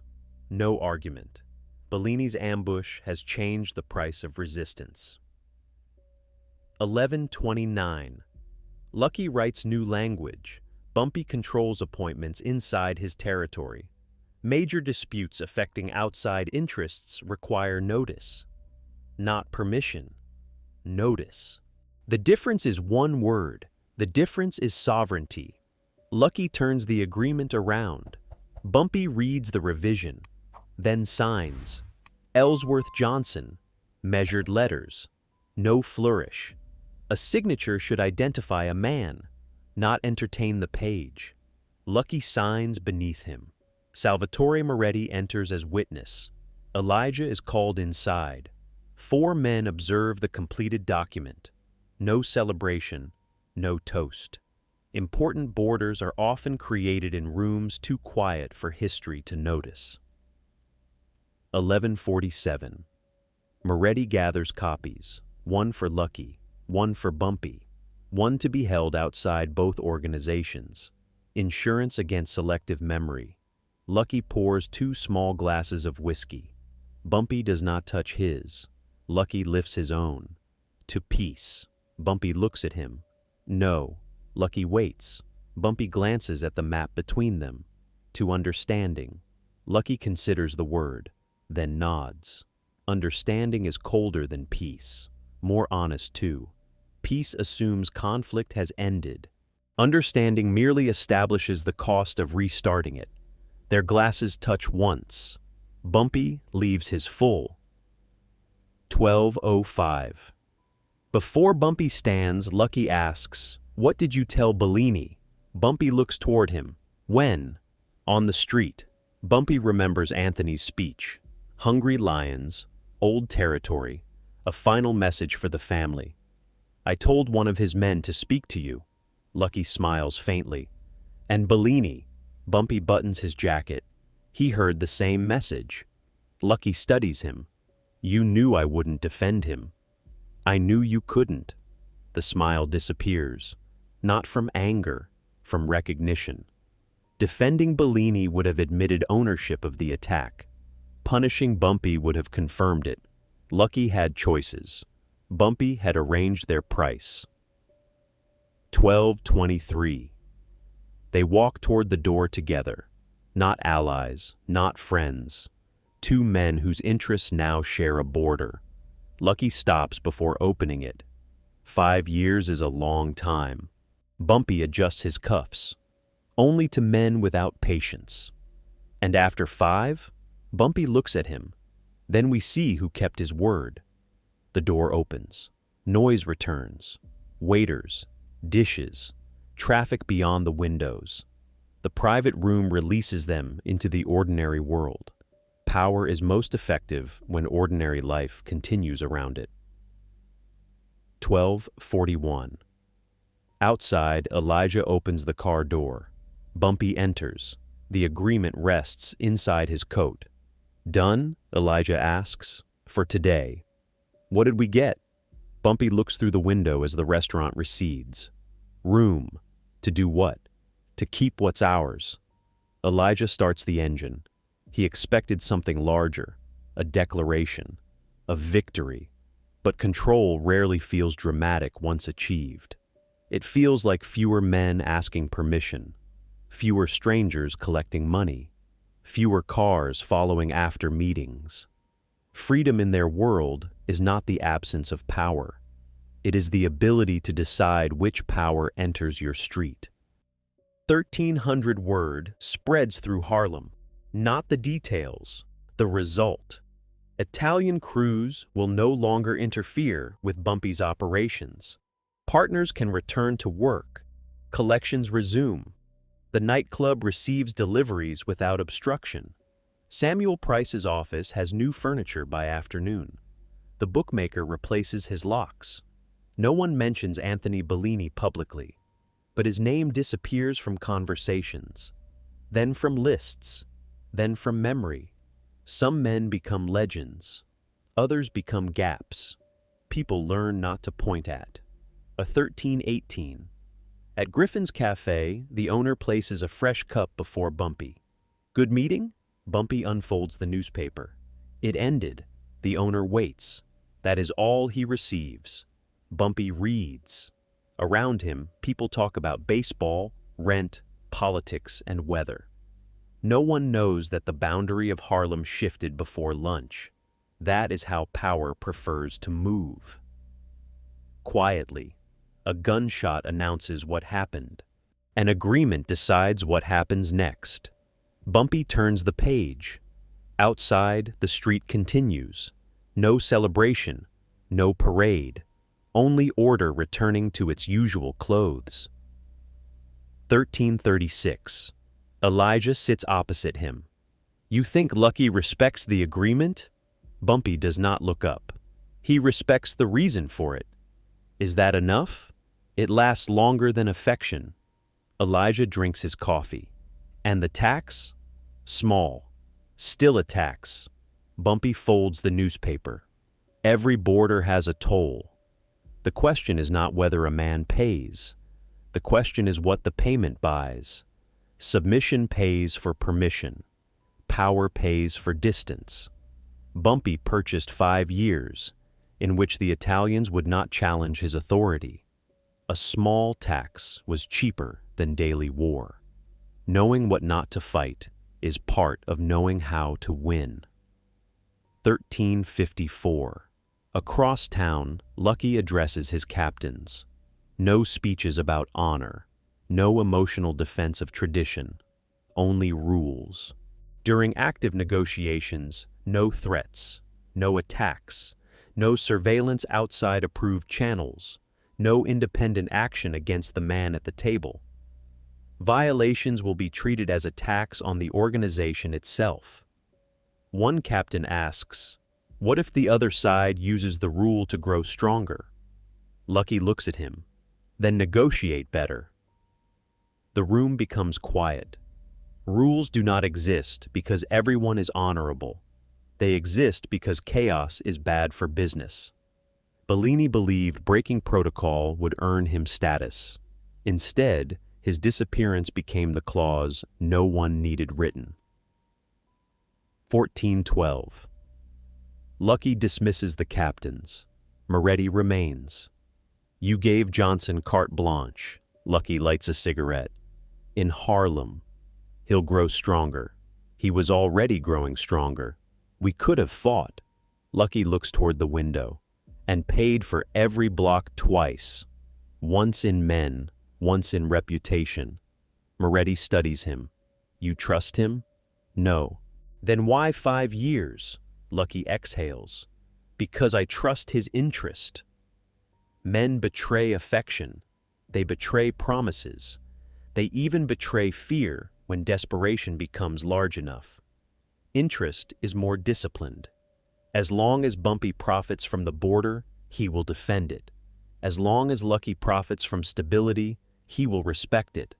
That is not friendship. It is architecture. 1430.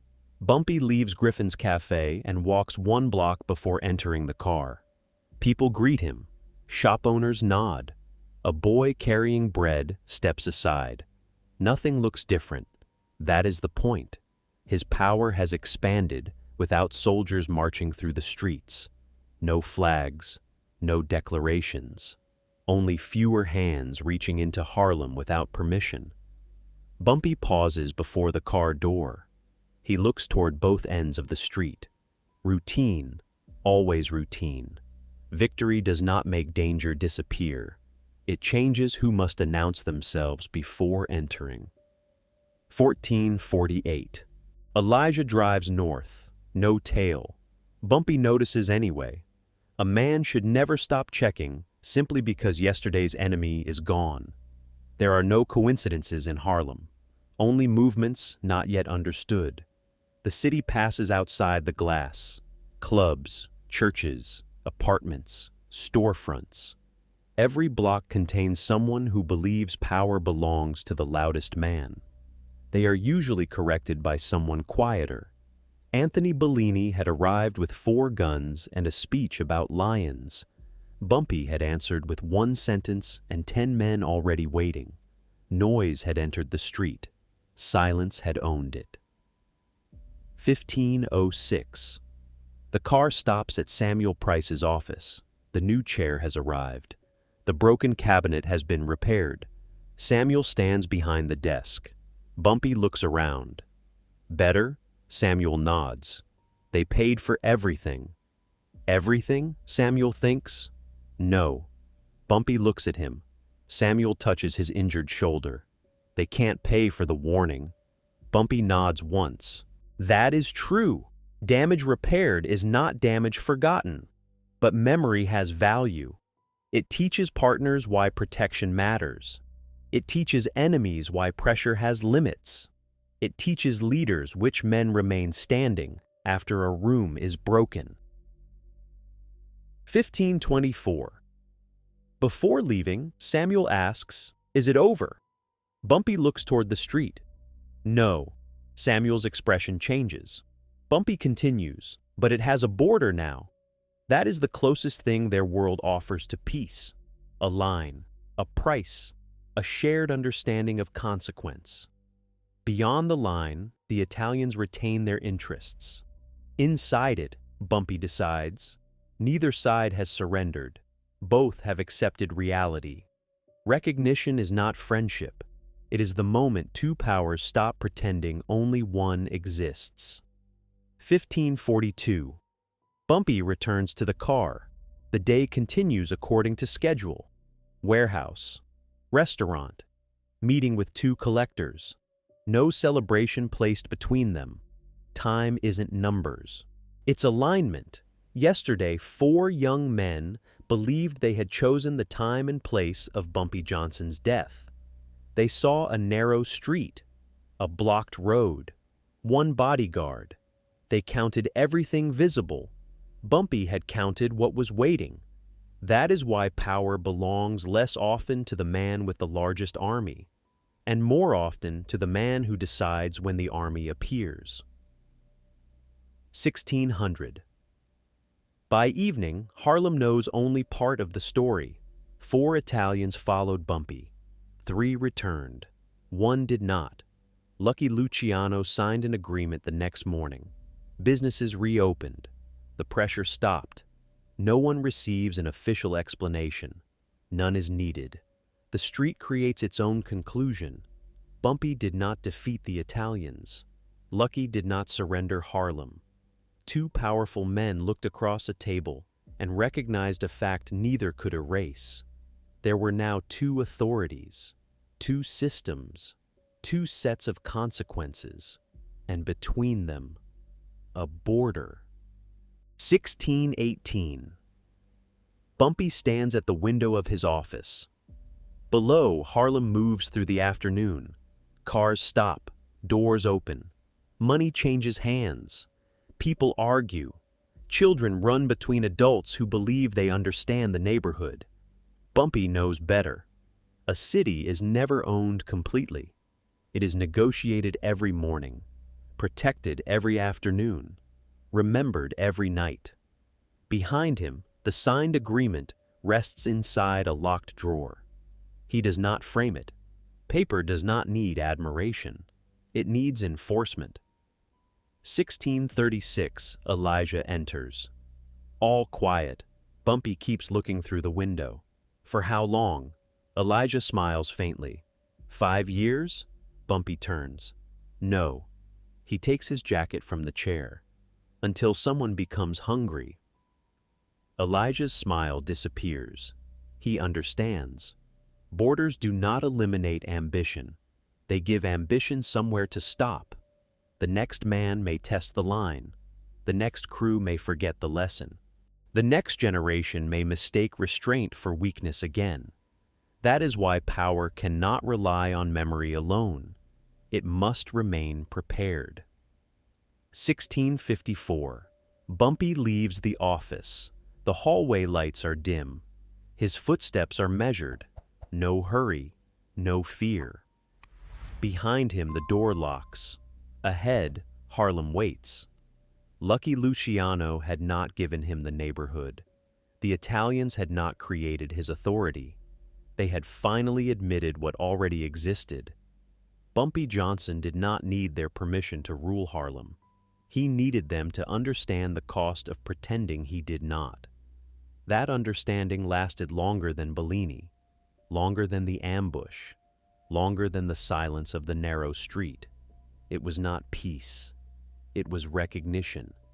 And in Harlem, recognition was the closest thing power ever gave to peace. End.